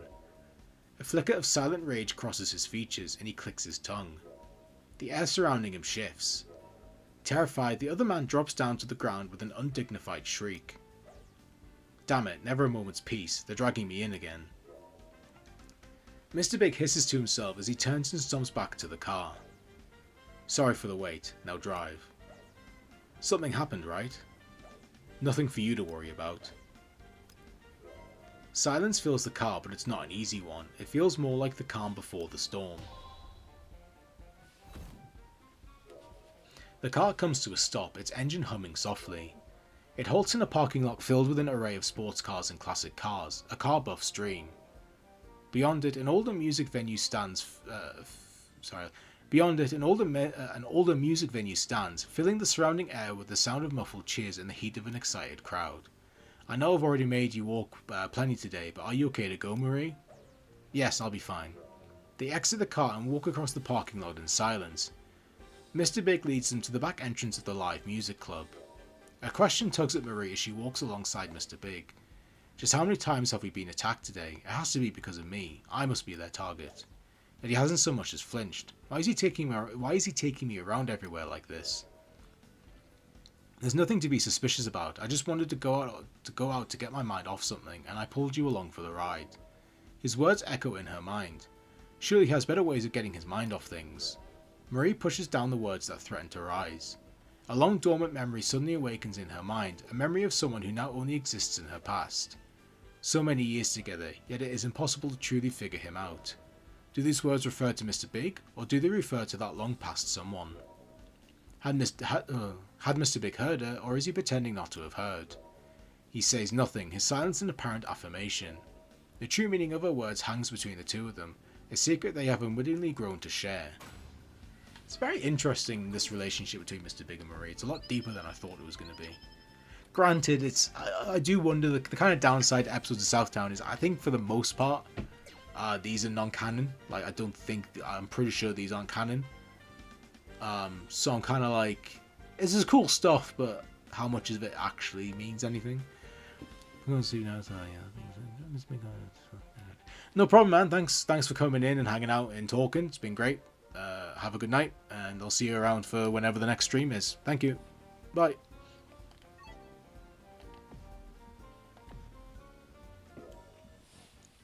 The live music covers pulsing with energy, sound, and the clamour of attendees. Bursts of roaring cheers occasionally break out. The crowd jostles Marie, making it impossible for her to walk straight. If Mr. Big wasn't towering above most of the crowd, she would be lost. Noticing her struggle, he clicks his tongue and grabs her hand, leading her to an area with few people. A man who had been watching them calls out to Mr. Big. You there, what are you doing with that woman? I do hope you don't have any ill intent, like kidnapping for instance. Mr. Big instinctively moves into action at the sound of the voice. He uses one hand to pull Marie in closer as he whips around to stand in front of her protectively. Standing before him is a muscular man proudly donning a mask, T-Zoc. This has nothing to do with you. Fly back to wherever you came from. Using force to oppress the weak? An outrage. No hero could overlook such a thing. I shall always stand for justice. I'm not gonna waste my breath on you. Mr. Big readies his weapons, pointing his sticks at the self-proclaimed hero before him. As I thought, you must be a member of an evil organization. Very well, with justice at my back, I shall be your opponent. T-Zoc raises his fists and takes a quick stance before flying at Mr. Big for a lariat takedown. Marie, take cover over there. Ah. I'm not leaving this one to the boys. I never know how to, like, do those, like, little sound effects, like, ah, ooh, ooh, ooh, you know, I don't know, that's, every time I do it, it sounds, like, awkward. Oh, damn. Straight away.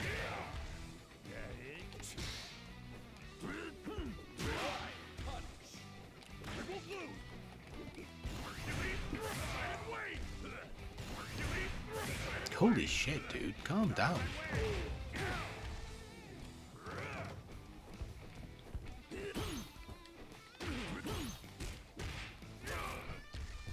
Don't get caught.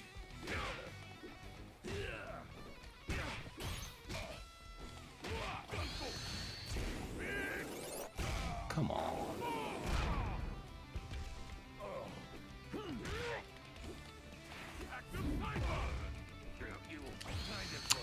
Of course.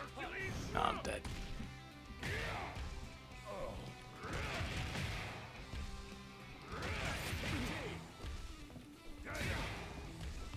Oh, can I pull it back? Yes! Nice. That was close, though. That was very close. I have to be a bit smarter this time. And immediately ate shit. Nice.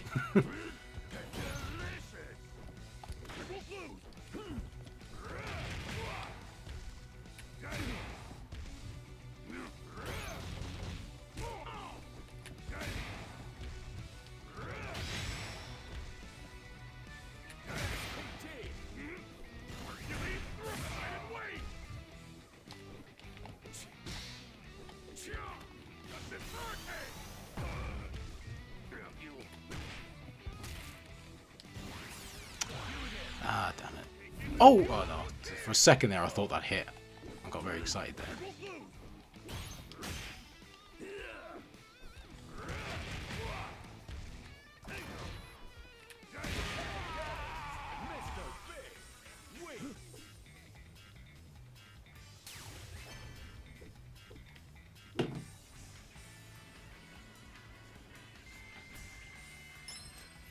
They don't call me Mr. Big for nothing. Ooh.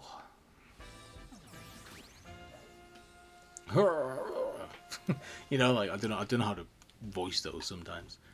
You are a fine opponent. Marie warily emerges after the two settle their fight. Learn to keep your beak out of other people's business. I'm not kidnapping her, I'm a caretaker. What? Such a grave misunderstanding. I'm truly sorry. Please accept my humblest apologies. But I must say, your strength is most impressive. I would be honored to see you at this gym. T-Zoc humbly presents Mr. Big with a business card, then departs with a pleasant nod and a cheerful invitation to further battle. What a mess. Mr. Big sighs in exasperation as he watches T-Zoc leave. I thought this place might be a nice change of pace for Marie, but of course this happens. What am I even doing? This is a pain in the ass, and it's messing with my head too. Mr. Big gazes at Marie while he muses to himself. Marie looks at him curiously, a realization slowly dawning on her. Mr. Big gives a destination to a subordinate and orders him to drive.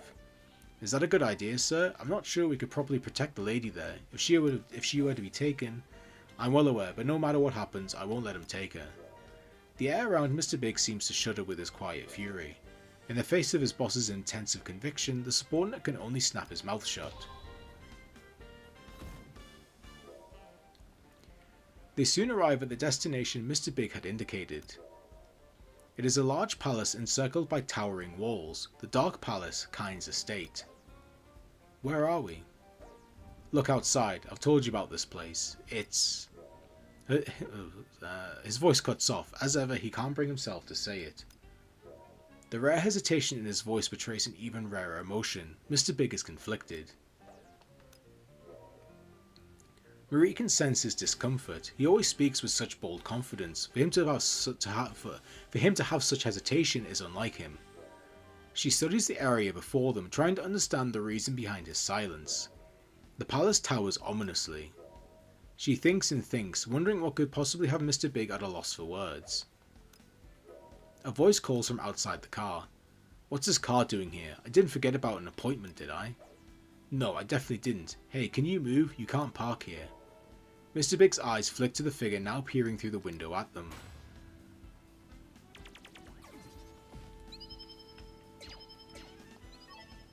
Oh, Vox again. Their gazes meet. Great, it's you. You, don't tell me you tailed me all the way here. That can't be right. Then are you here for the boss? I'm sorry to disappoint, but no. Mr. Big exits the vehicle, wordlessly brushing Vox away from the car. Are you familiar with the owner of this place? Sure am, but I won't be taking you to him. However, only a moment earlier, Vox had been chatting so casually, but the mood shifts in an instant. Mr. Big notes the hostile chill in his voice. His instincts kick in and he leaps back. Smart move.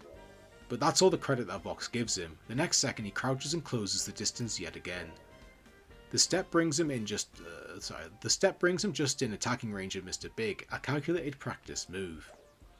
If I'd been even a step slower, he would have hit me good. That means last time wasn't just a fluke. Entertain me again. Watching the two from inside the car, Marie's eyes widen. The way Vox darts in, it's familiar, exceedingly familiar. I can't believe it. Could it really be? Despite her surprise, Marie knew. She knows those movements. Her heart pounds. A deep surge of churning emotions threatens to burst from within her. Ready to knock some heads?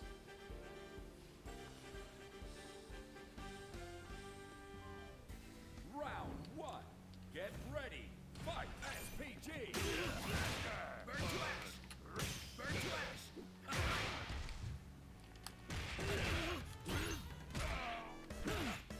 Burn to ash.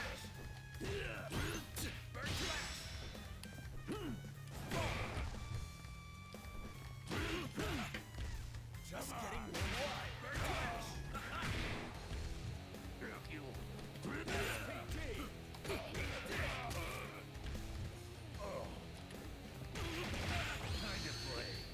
SPG. What the hell? How did that not connect? That's bullshit.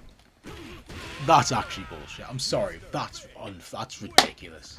Sorry, that's the ball I'm drinking out. I'm Mr. Big. Sorry if that was loud. I didn't mean for that to be loud. Fight. SPG. So that's it. Burn to ash. So one downside to doing a stream for Fatal Fury City of the Walls is I always have to voice the text boxes in Southtown. Sorry, in the episodes of Southtown mode, and like just talking for that much just dries my throat out something chronic. So I keep having to drink. So that's it. No hard feelings.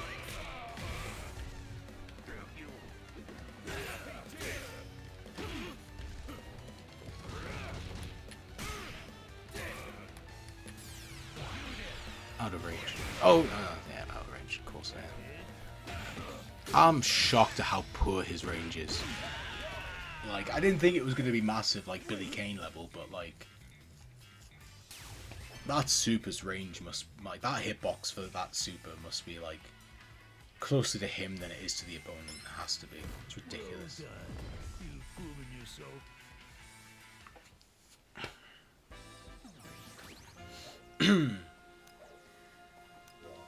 They both land at the same time and can't help but share a laugh over the states they've left each other in. A draw. It was a short fight, but you've got impressive skills, kid. But you falter right before the finish line. How about you come work for me in exchange for some training? For a moment, Vox looks taken aback by the offer, but then his expression wraps into one of deep disgust. I'll have to refuse. I see, that's a shame. Marie, who had been carefully watching their every move, is now convinced. Those movements, they're just like how Abel moved when he and Kain would fight. Does he know Abel? Could he be Abel's? The person she refers to as Abel is also known as Grant, her brother Kyne's best friend. Kyne, Marie and Abel. When they were young, the three had made a promise together. The promise bound them together. It was a vow none of them would ever forget. At that moment, Mr. Big opens the car door. Marie and Vox lock eyes. She longs to ask Vox about Abel, but the door slams closed and the car begins to move, not giving her time to collect her thoughts. Having stared into Marie's eyes, Vox finally realises why this woman had seemed so persistently familiar. Crimson eyes like Kyne's, eyes that hold both strength and kindness. She's Kyne's sister, but why? Struggling to process the unexpected reveal, Vox is lost in thought.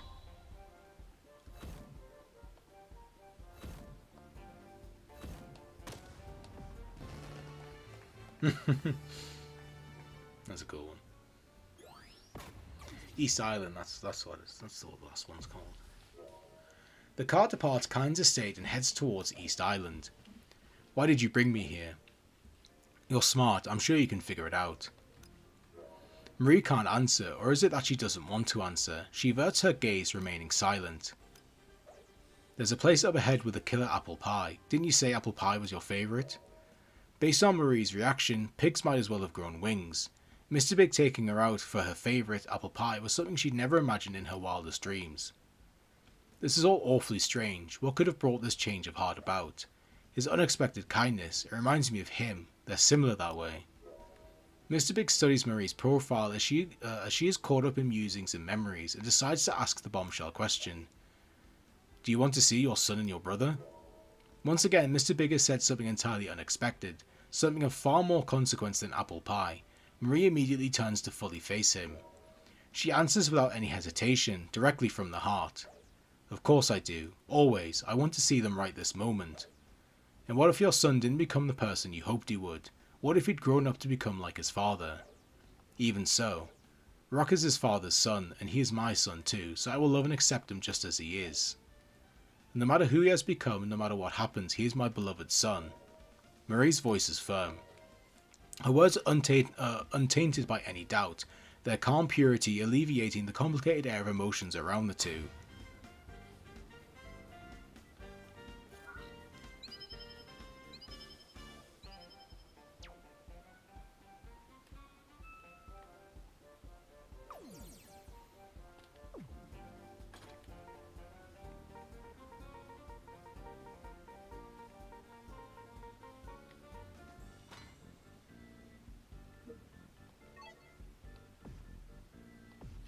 Sorry, friend, but it's a dog-eat-dog world, and I'm the leader of the pack. Final round. Get ready. Fight SPG.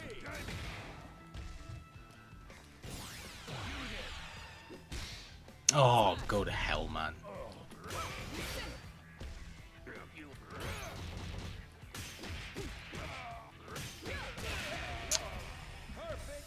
Awesome. Don't think I even got a hit in.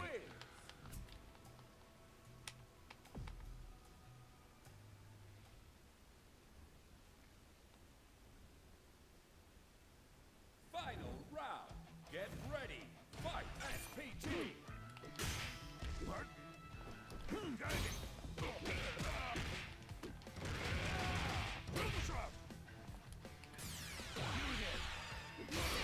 What the oh, that is ridiculous, dude. Come on.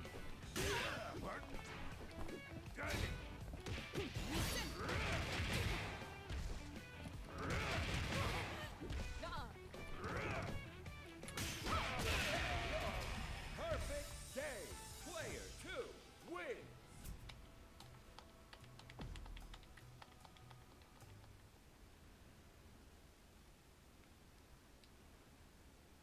Final round. Get ready. Fight SPG.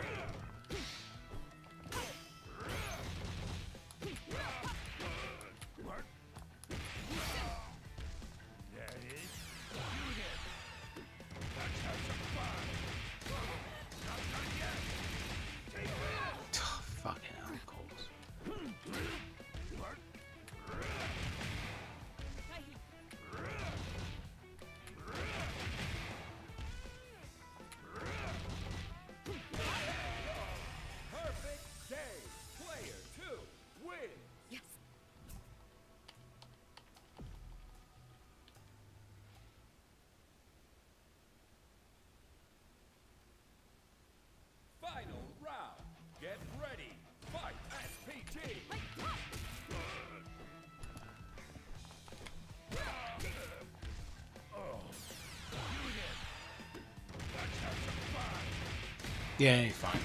Honestly, I say this every time I do stream this and play this game and do these golden missions. Fuck these golden missions, man. They are so bad. There's no lesson to learn. I swear I do this rant every time. There's no lesson to learn here. What did I learn by having it so that a character like just instantly dies by a random hit? There's no lesson. Like in other stuff, tutorials, like the stuff you can learn by like finding the moments, like the best time to attack and to strike and to counter and to do stuff like that. There's nothing to learn here. It's insane.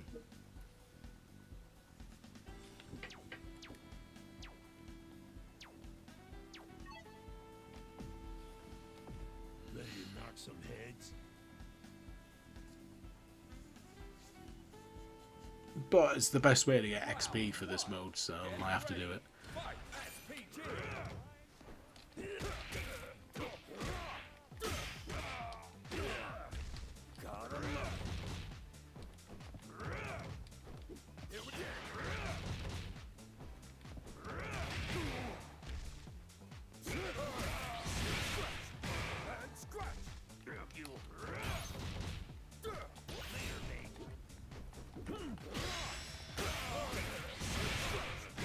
Oh my fucking god, man. Can I just get a hit?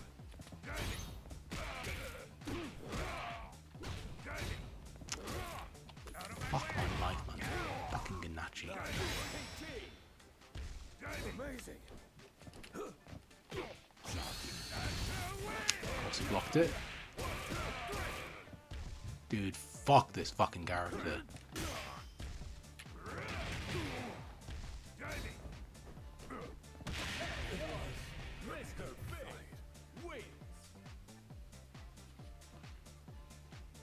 Round 2. Get ready. Fight SPG.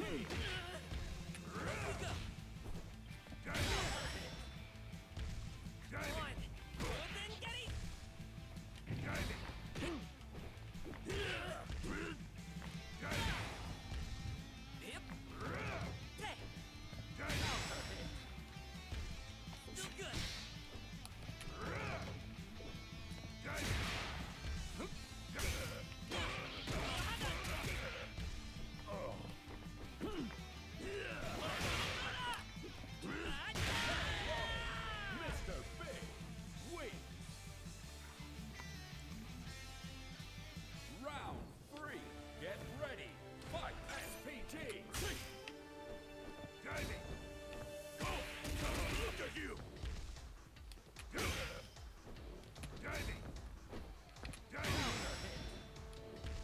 Not so.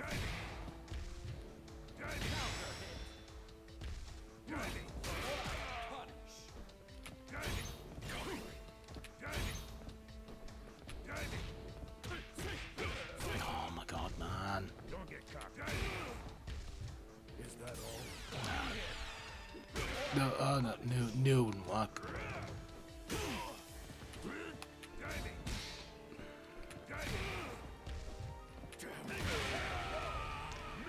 One more. Terry, I think, is the last one. Round 4. Get ready. Fight. Oh my god.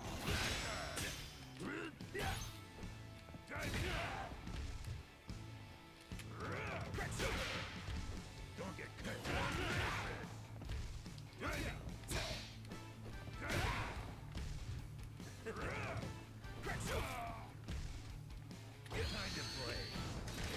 I'm genuinely shocked that connected. It's not connected every other. Oh my god, no. Don't get cocked. No, not like this, dude. Thank fuck, man. I'd have been so angry if I lost that match.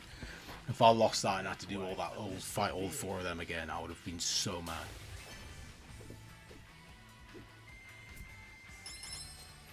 They don't call me Mr. Big for nothing.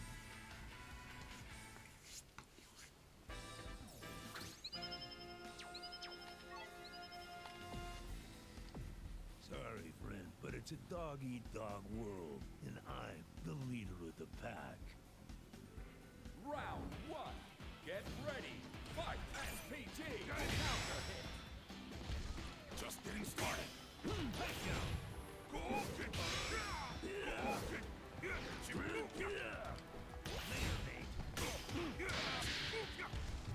Don't get cocky. That it? Out of my way!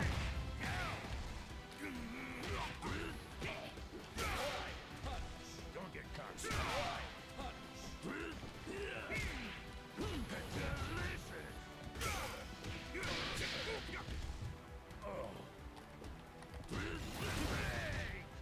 Oh, just block everything, why don't you, man?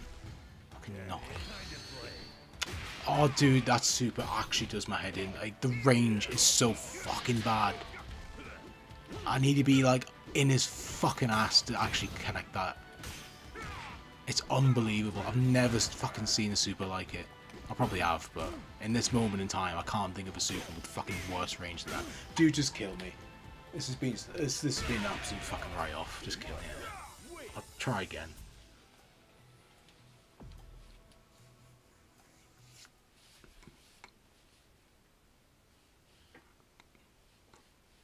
Round 1. Get ready. Fight SPG.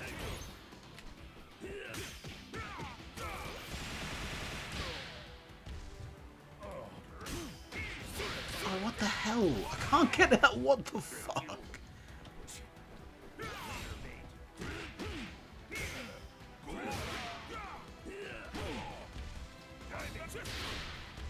Don't get cocky.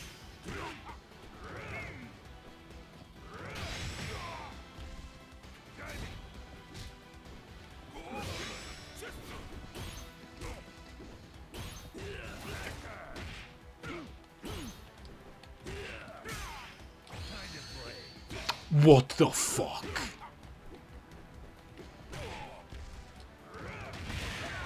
That wasn't me, right? Please tell me that wasn't me. What the fuck was that? Round 2. Get Oh ready. my god, man. That it?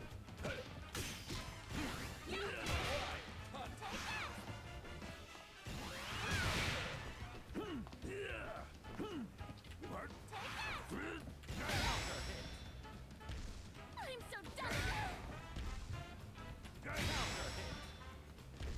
Now I hate to scum it, but I have to at this point. It's ridiculous. Round 3. Get ready. Fight.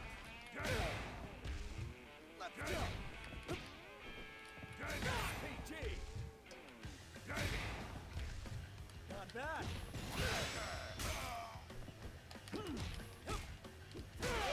Punish.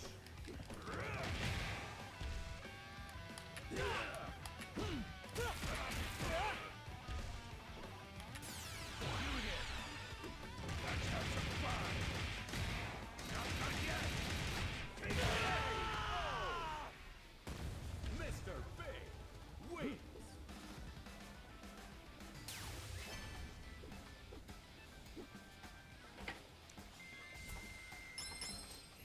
Well done. You've proven yourself.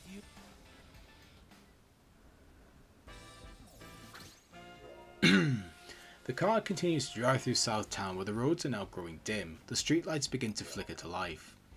In the face of Marie's unwavering love for Rock, Mr. Big is silent for a moment. He hadn't thought her answer would surprise him so much. I think this might be the first time we've ever talked about this. He sharply looks away from Marie with a click of his tongue.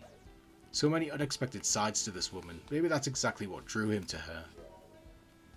Before Mr. Big can conclude his thoughts, the harsh ringing of his phone cuts him off. He slowly reaches for it. He glances at the caller, then answers with a grin. Perfect timing. I heard you've been taking my sister all over town. Is there any truth to that? A low simmering voice speaks on the other end of the phone, each word like a blade inching forward. Hey, I was just about to contact you. You can expect a text with the details. What are you planning? If you so much as harm a hair on my sister's head.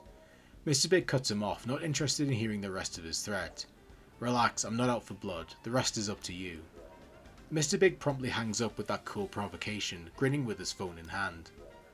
Then he types up a text and sends it off without a second thought. Now to wait for Kine. Mr. Big's eyes hover on the delivery notification. You're getting into more trouble than usual, but it seems like you're enjoying yourself. Does it? Huh, well the fun I'm having ain't the pal around type. Marie doesn't miss the rare pleased expression on his face. Something's about to happen.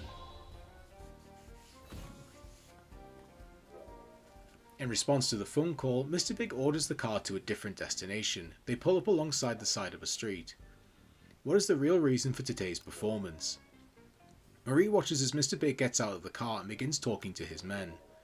Mr. Big frowns at his subordinate's report. His eyes drift back towards the car, and if Marie didn't know better, she might say he looked almost apprehensive. He then vanishes into the seedy darkness of the slums. Don't worry, ma'am, I'll protect you until Mr. Big comes back. I'm sure he won't be long. Then he is up to something. It'll be alright, have faith in Mr. Big. He's been pulling me around all day, however, I suppose it's better than being cooped up in that room. Marie looks down at her lap. Though she is frustrated with Mr. Big, she can't help but worry after he disappeared down that dark alley. Mr. Big warily walks along the highway. What the fuck? Oh yeah, you can tell I'm tired. Mr. Big warily walks along the alleyway, rapping his sticks against the walls with resounding clangs to announce his presence. Now just what the hell are they after this time? Lurking punks scrutinize the noisily approaching intruder.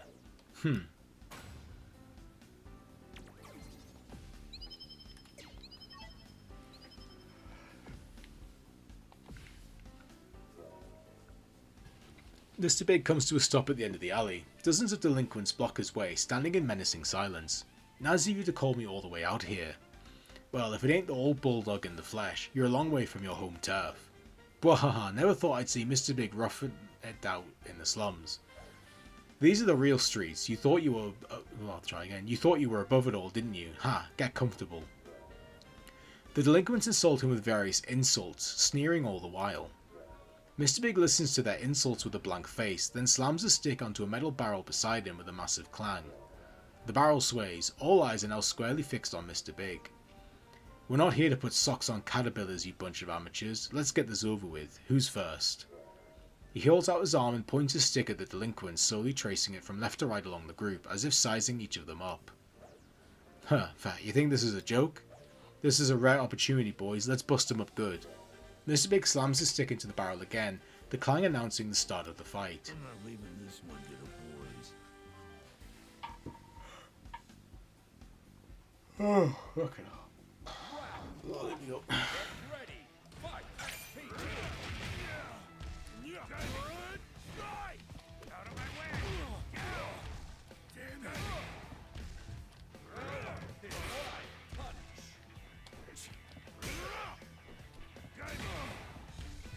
Damn it. Out of my way. Fist.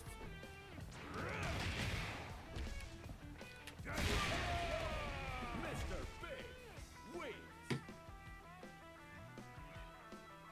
Round 2. Get ready. Fight SPG.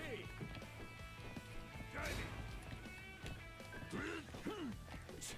asshat.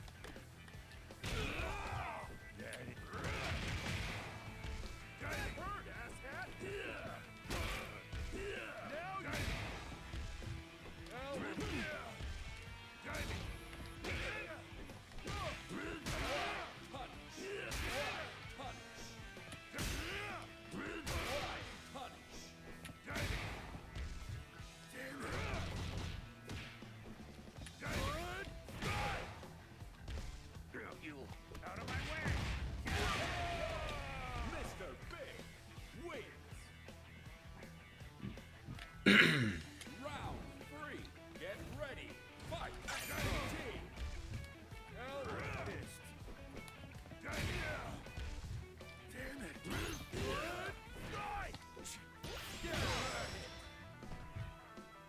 Get hands off! Out of my way! Hell, I'm pissed. Damn it!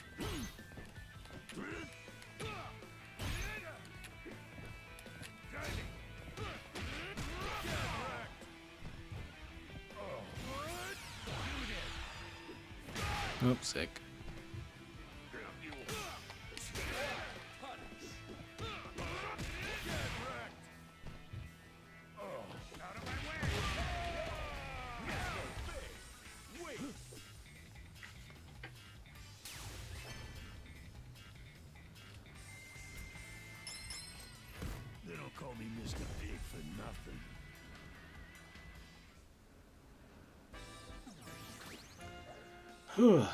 Almost done.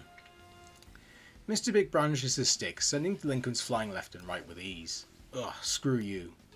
Mr. Big casually rests his stick on his shoulder as he stands above the collapsed man, coolly looking down on them through his glasses.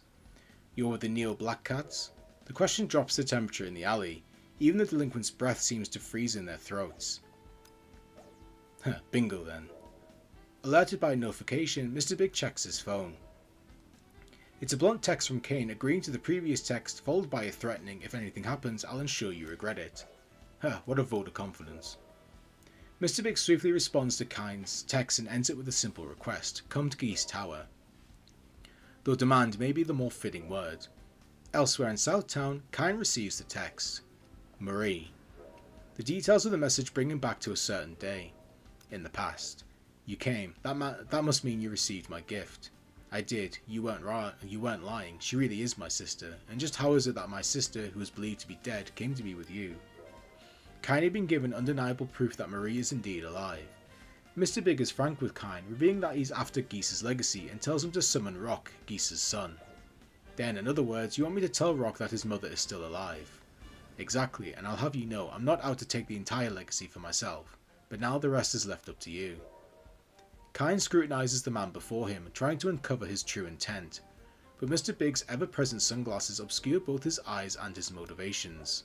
Fine, I'll consider it, but I'll also be considering what it is you're truly after. Present day.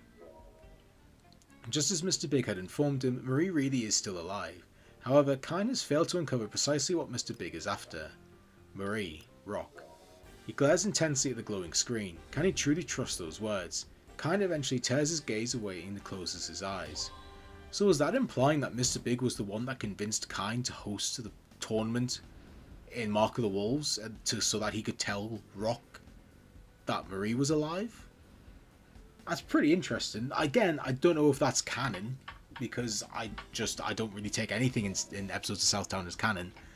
But if they're kind of using that as a way to kind of slip in canon into this mode, that's pretty interesting that Mr. Big was kind of the reason is kind of the reason Mark of the Wolves and City of the Wolves ended up even happening in the first place.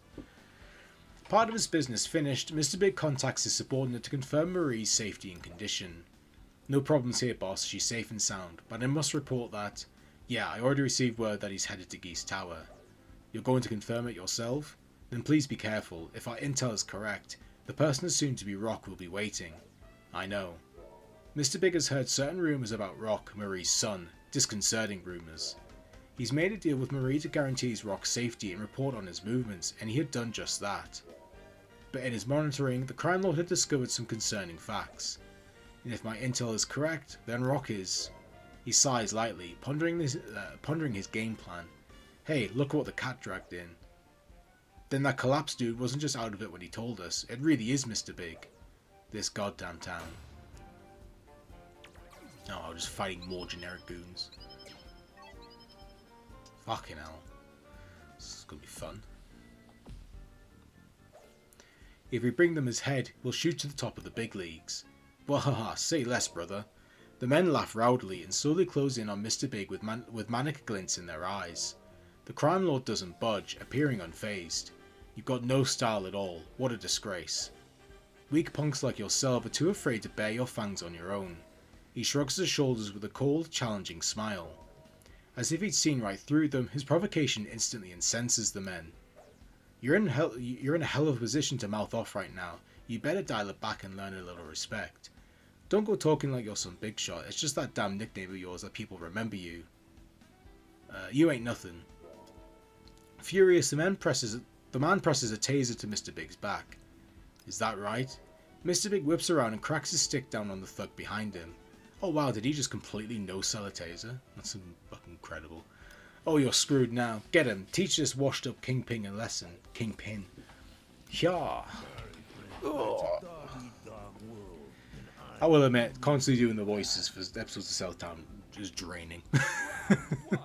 It's the one part I don't like about when it's time to, you know, obviously I always enjoy looking forward to a new character and the story and all that, but I always dread having to get to episodes of Southtown because I know I'm going to have to spend like an hour and a half just talking.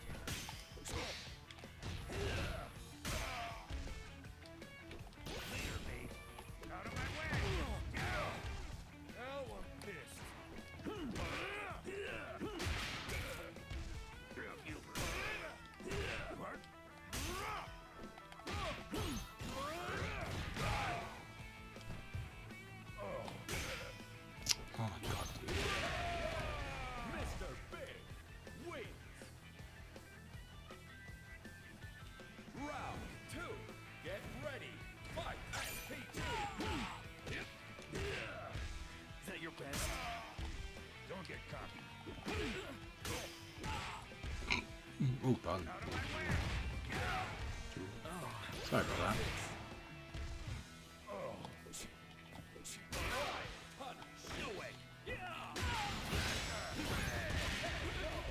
Mr. Big wins. Round 3. Get ready. Fight. SPG. That hurt. Out of my way. Oh, I'm kidding. Out of my way. Damn it. That was pretty easy, to be honest. Oh, there's one more left. God damn it. Never mind. Spoke too soon. Round 4. Get ready. Fight. SPG. That it? Out of my way.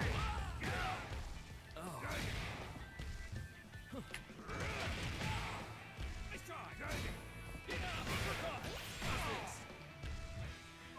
Out of my way.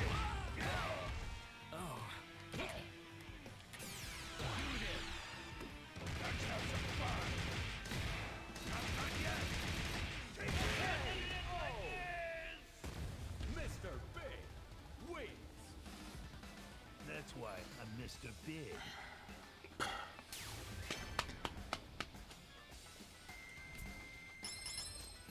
Well done. You've proven yourself useful.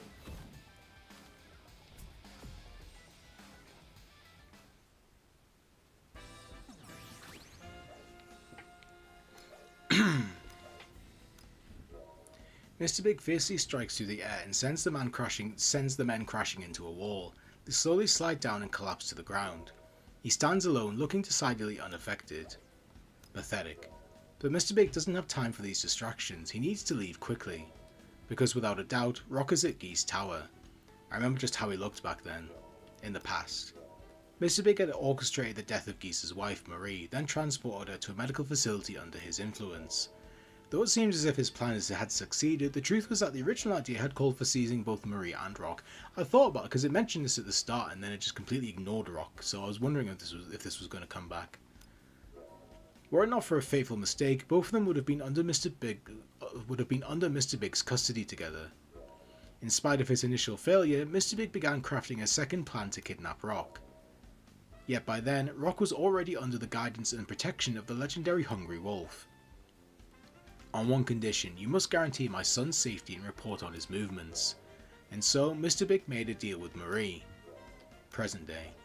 If only my plan had succeeded. If it had, would Marie have spent these years laughing together with her son instead of crying over an old picture? Countless what-ifs drift through his mind. However, such musings cannot change the past. Only an idiot would dwell on this. In spite of that, Mr. Big still can't stop himself from reflecting on the irony of how Geese's child had come to be like a son to Geese's sworn enemy. If Mr. Big had succeeded and he had raised Rock alongside Marie instead, he's surprised by his own fixation on this particular what-if, but now this possibility could never be. Interesting. Mr. Big's reflections are interrupted by the sight of Geese Tower looming before him. In all these years, this place hasn't changed a bit. He gazes upward at the tower, but naturally he can't make out anything on the top floor. The vicinity of the tower is cloaked in silence, with no hint of people anywhere. He enters the tower and is immediately greeted by Howard Connection in large letters on the wall before him. Sparing it no more than a glance, the Crown Lord passes it and begins moving up through the tower. As he ascends, a disquieting feeling settles over him. Mr. Big frowns. It's Geese's presence that he senses. His grudge still lingers here, as stubborn in death as he was in life. Or maybe, before he can finish the thought, the elevator reaches the top floor. Yeah, that's the feeling I'm getting, that he kind of wishes he was able to raise Rock and Marie.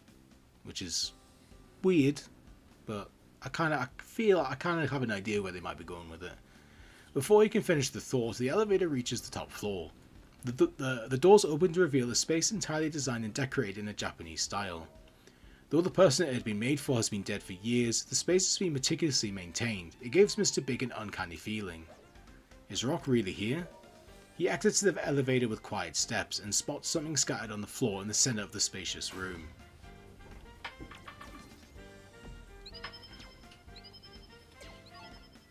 Oh, it's Fallen Rock. I had a feeling it might be Fallen Rock.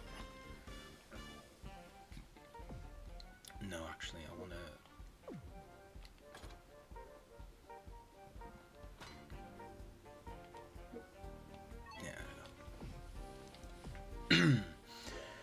He approaches silently.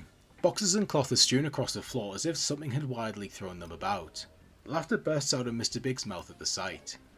Haha, then the rumours were true. I know you're here, Rock. Come out. Let me get a good look at you.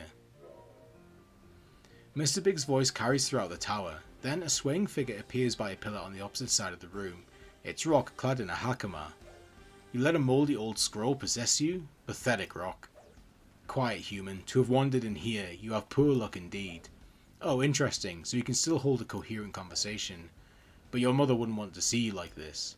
The mention of his mother seems to make Rock flinch. Keep my mother's name out of your mouth. Shallow beings like you aren't worthy of speaking it. Who are you to enter my darkness so boldly? Rock's form is surrounded by a white aura, but it emits a turbulent evil. The light blazes, momentarily blinding Mr. Big, even with his sunglasses on.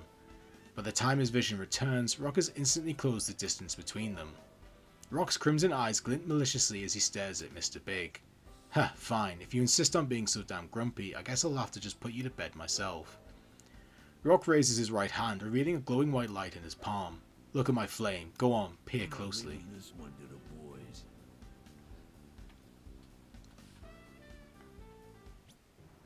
Nothing will be spared by these flames.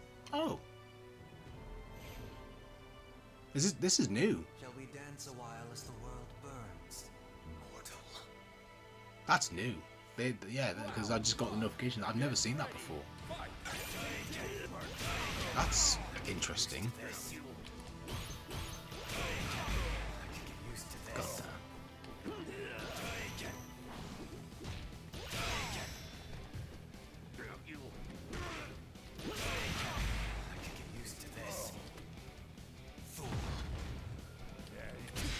Oh, he's so quick.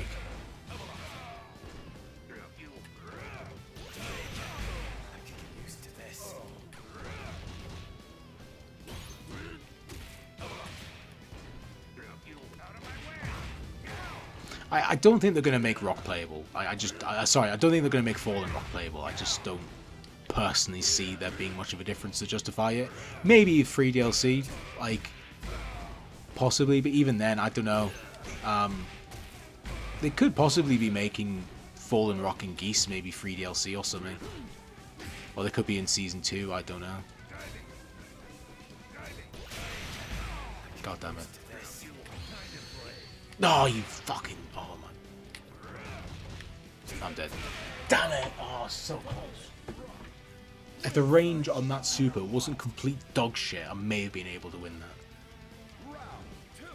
Get ready. Fight. SPT. I should have just done that one. I'm going to have to just use that super from now on, because I like the other super more, which is why I keep using it.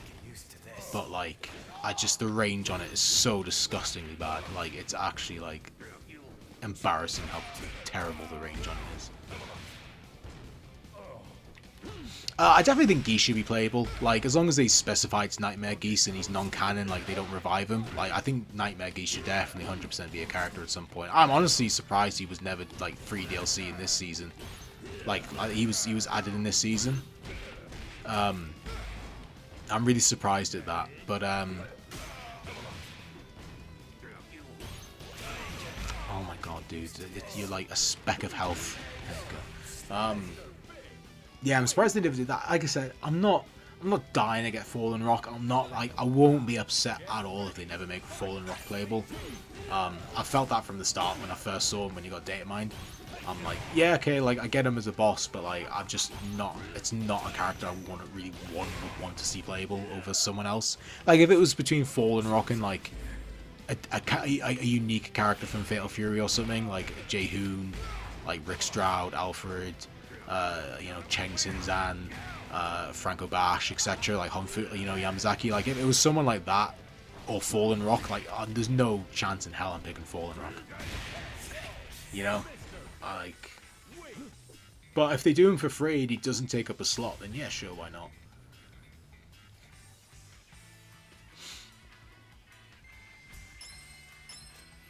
I'm not letting these damn kids take me out there.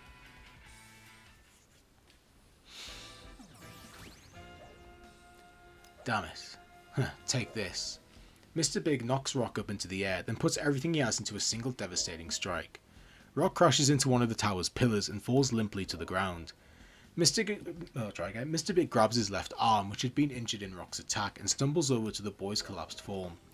Rock is unconscious but appears to have regained his sense of self. Is it done? Has he suppressed the power of the sacred scrolls? Until he had seen them with his own eyes, Mr. Big had never actually believed the sacred scrolls existed. And even if they did exist, he'd scoffed at the idea of using the scrolls being capable of... I'll try to read that again. And even if they did exist, he'd scoffed at the idea of the scrolls being capable of possessing someone. But the Rock that he had just faced wasn't Rock at all. Eyes of crimson, dancing white flames that had ripped through the darkness, a violent confidence that seemed to command the space. The way he had held himself, their presence, and the enormity of his techniques. This all but confirmed the intel Mr. Big had acquired during his investigation about Rock's bloodline's strange connection to the sacred scrolls. Yeah, I mean, I'm not against the idea of Fallen Rock. Like, it's not the best boss in the world. Like, I'll admit that the design is whatever. Not really that keen on the design, but the concept behind like the dark side of Rock, like I think is fine. I think that makes sense. Like, I don't dislike Fallen Rock. I just think in terms of like a playable character in the game, I'm just not that bothered about seeing him playable. Like, I think him just being a non-playable boss is fine. Like, I don't feel like he has to be playable. But I wouldn't be upset if he was playable, as long as he wasn't taking up a slot from somebody else, basically. Like, that's pretty much all I can really say about him. You sure have changed, Rock. These sacred scrolls, you've shown me something interesting. Learn to control it, and I think you could be a useful pawn. Still unconscious, Rock doesn't answer and shows no signs of waking soon. Mr. Big turns and begins to walk away. Rock, if you're ever to wield the power to stand in my way like he did. Mr. Big leaves in silence. A time later, Kine reaches the top floor of the tower and discovers Rock. Rock, are you alright? Wake up. He gently supports Rock's upper body and gives him a light shake. Rock groans and blearily opens his eyes. Kine silently exhales in relief. Put the earphones back on for this. Mr. Big exits Geese Tower, his car waiting for him out front. His subordinate opens the door and waits for him to take his seat. But as he sits down, pain radiates through his left arm and blood drips from his cuff. Ah.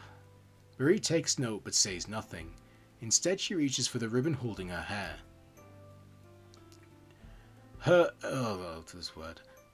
immaculately gathered hair falls loosely around her shoulders, but she pays it no mind as she wraps the ribbon tightly around Mr. Big's left arm. Don't be ridiculous, it's nothing. This will stop the bleeding. You need to take better care of yourself. She ties the ribbon with practiced hands, and the trickle of blood soon comes to a stop.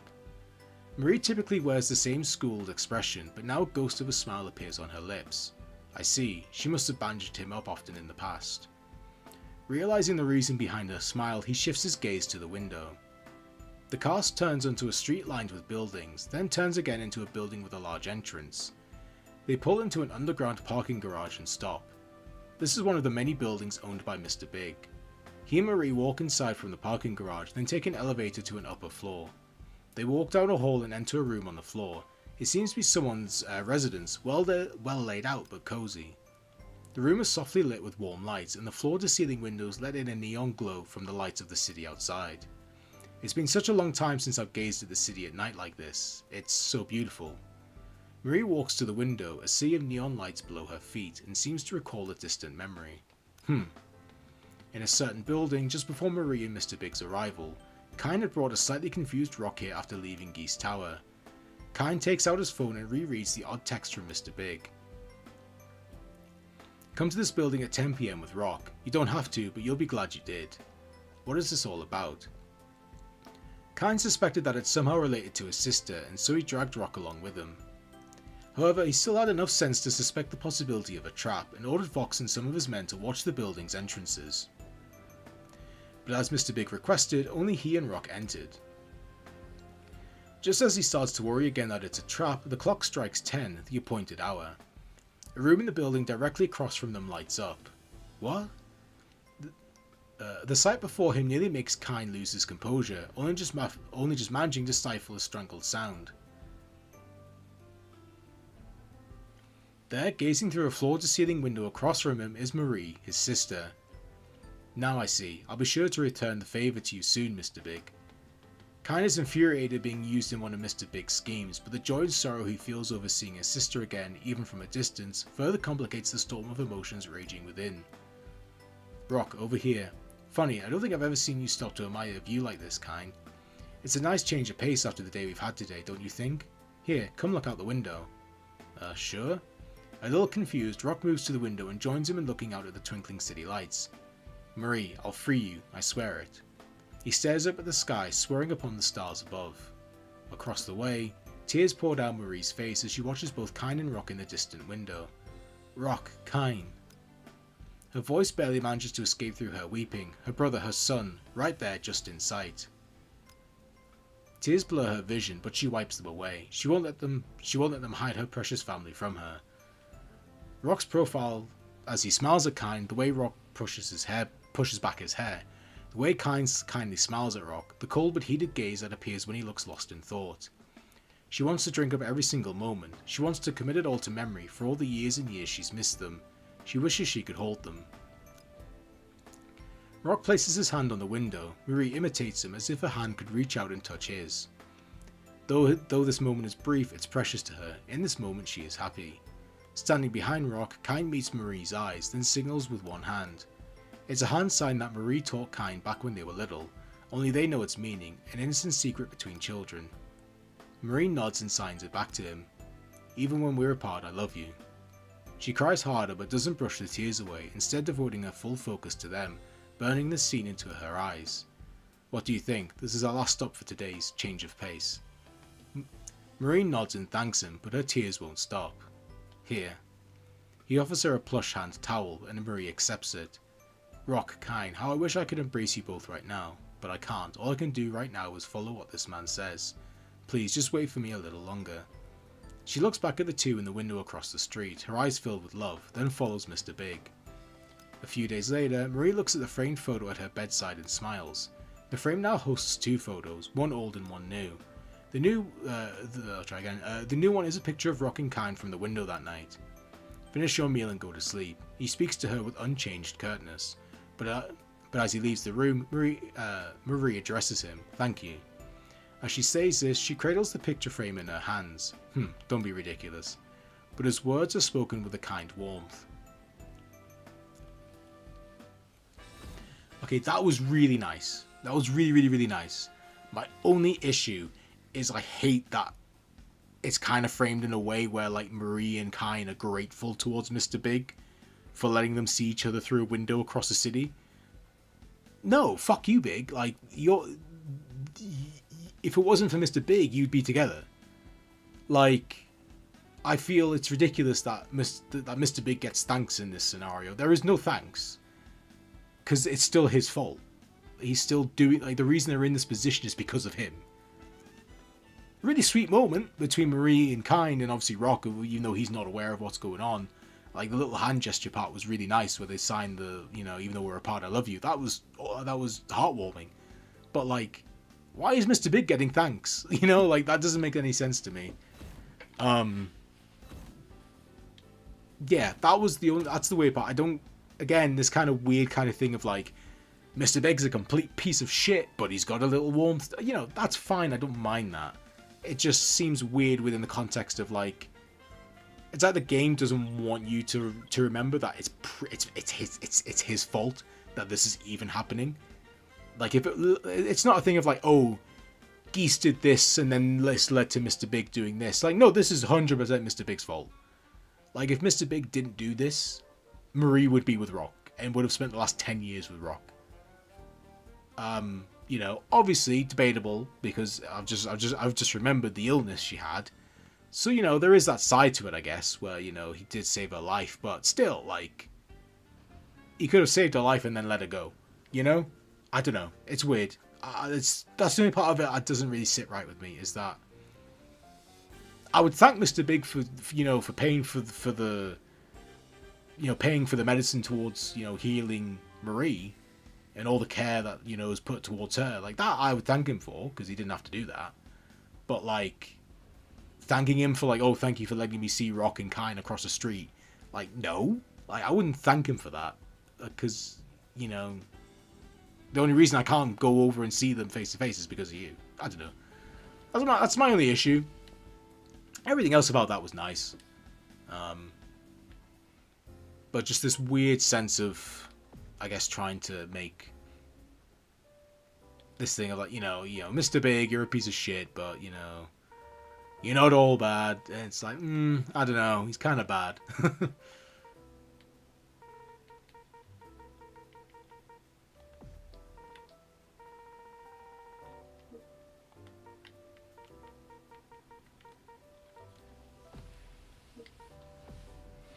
That's cool. I kind of wish this game had costume codes like Street Fighter 5, because I think I would love this as like a costume, like a costume code or an alternate costume without the jacket.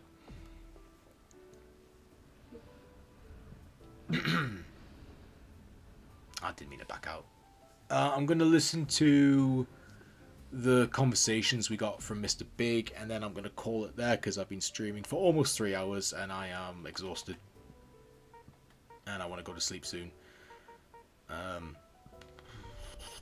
Why has he got a conversation with...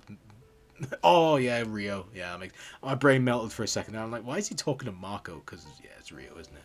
Okay, let's listen to the conversations. Well, well. Looks like we got a bad guy out on a little stroll. Maybe I should take you downtown for something like, say, traffic obstruction? That big ass of yours is blocking the road after all. Do it. Nothing you can do to me could be worse than what my lawyers will do to you. Pretty cocky for a criminal, aren't you? Come on, there's no reason to act so high and mighty. Be reasonable.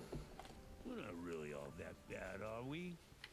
Yeah, well, bastards like you guys set a precedent for every other common creep around here. Really boils my blood. So you know about the others. That's pretty observant. Good for you. But you know, I was thinking, if we both enter the tournament, then I can beat you to a pulp to my heart's content.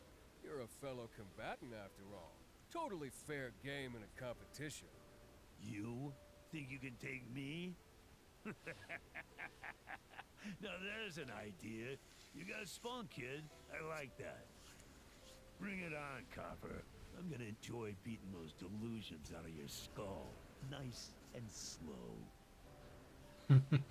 A fun little interaction. Well, look who it is.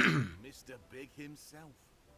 Pretty ballsy walking around here without protection. Well, looks like Geese's little puppy finally learned how to bark. But can he bite? I try to take time for myself whenever I can. Peace and quiet does me a lot of good. Oh yeah? And how's it feel being center stage for the first time in a while?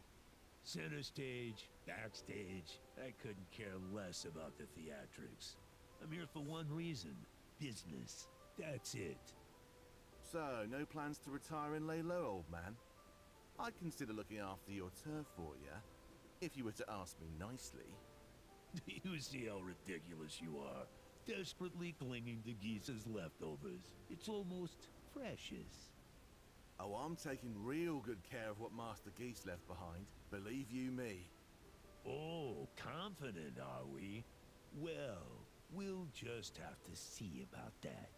Who knows? Maybe I swoop in when you're not looking and swipe it out from under you. Bring it on. I've been dying to settle which one of us knows his way around a cane better. You or me. Turns out the puppy's got some teeth on him after all. All right, I see you, Billy Khan. And mark my words, you'll see me at the tournament.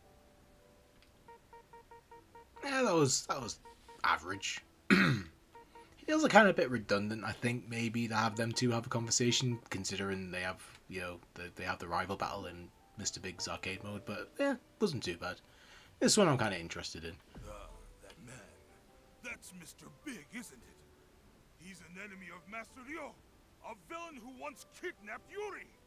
The scoundrel even used Yuri as a hostage to exploit Takuma. He is the arch-nemesis of Kyokugen Karate itself! I can't let this opportunity slip through my fingers! Hey, you there! Who are you? Rodriguez! Marco Vegas, master of Kyokugen Karate! Uh-huh. And what do you want? I heard you once kidnapped Yuri, my predecessor's sister! Wait. How did you manage to capture the fearsome Yuri Sakazaki? I think I had one of my guys take care of it. What? This guy must have been a beast of a man! Hardly. Little girl didn't even know how to throw a punch back in those days. Catching a kid like that is, well, I suppose it's child's play. But it would still take a strong subordinate to capture Yuri. And if you're their boss, well, that would make you super strong! Just what is this guy's problem? I'd be honored if you would face me in battle. No, he's the arch nemesis of Kyokugen Karate. He is a man beneath honor.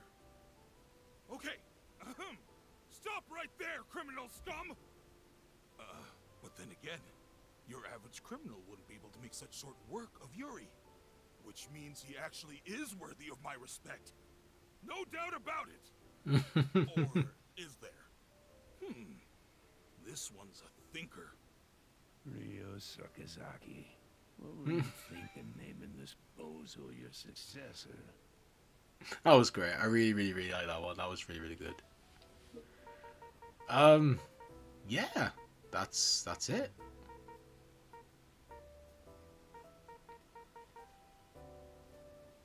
Yeah, Yuri being mentioned is nice. So yeah, that's season 1 done.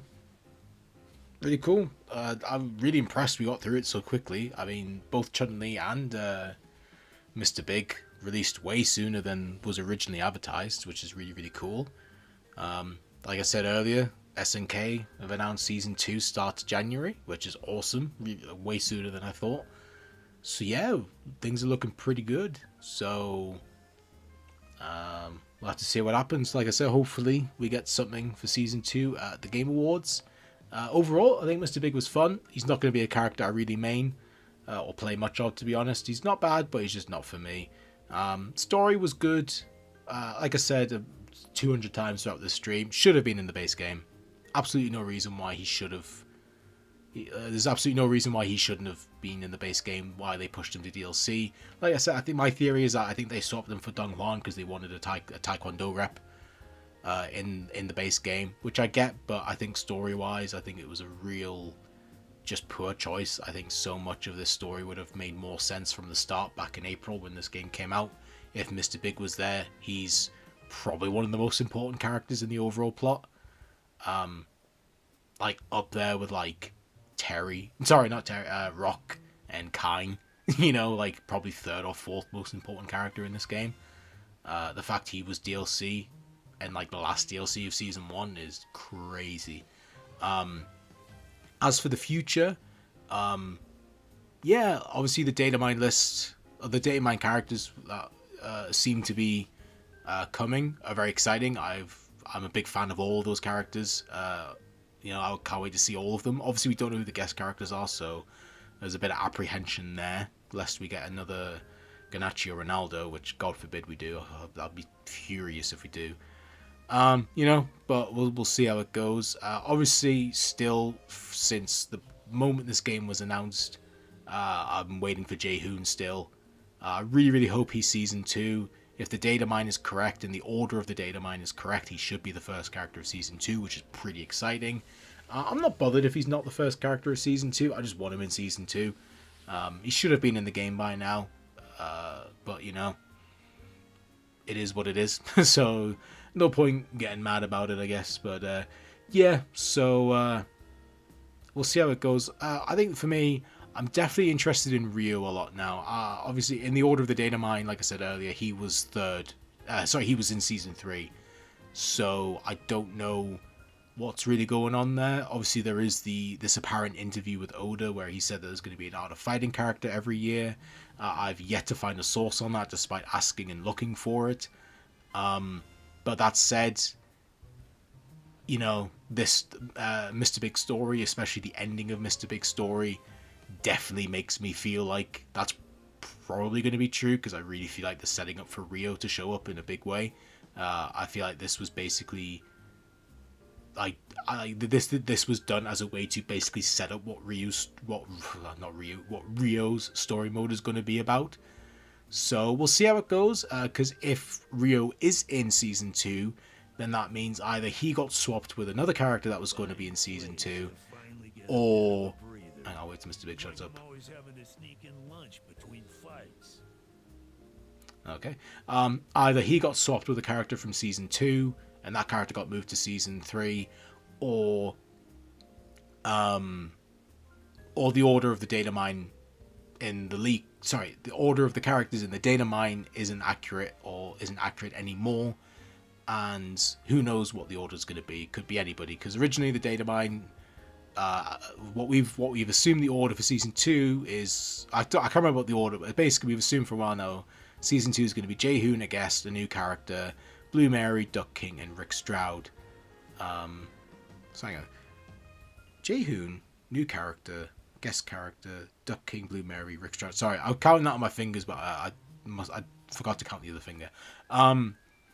So that's Season 2. Then Season 3, I think, is going to be a new character, a guest character, Krauser, Kasumi, Rio, and Alfred. So maybe we could be getting things mixed about, could be shuffled around. We could have Rio in Season 2, could have Jaehoon in Season 3. I hope not. Like I said, I feel like Jaehoon should absolutely be a priority, to be honest. Because from what was found in the data mines, he was pretty much almost finished until he got pushed aside at some point during development. So he is more than likely...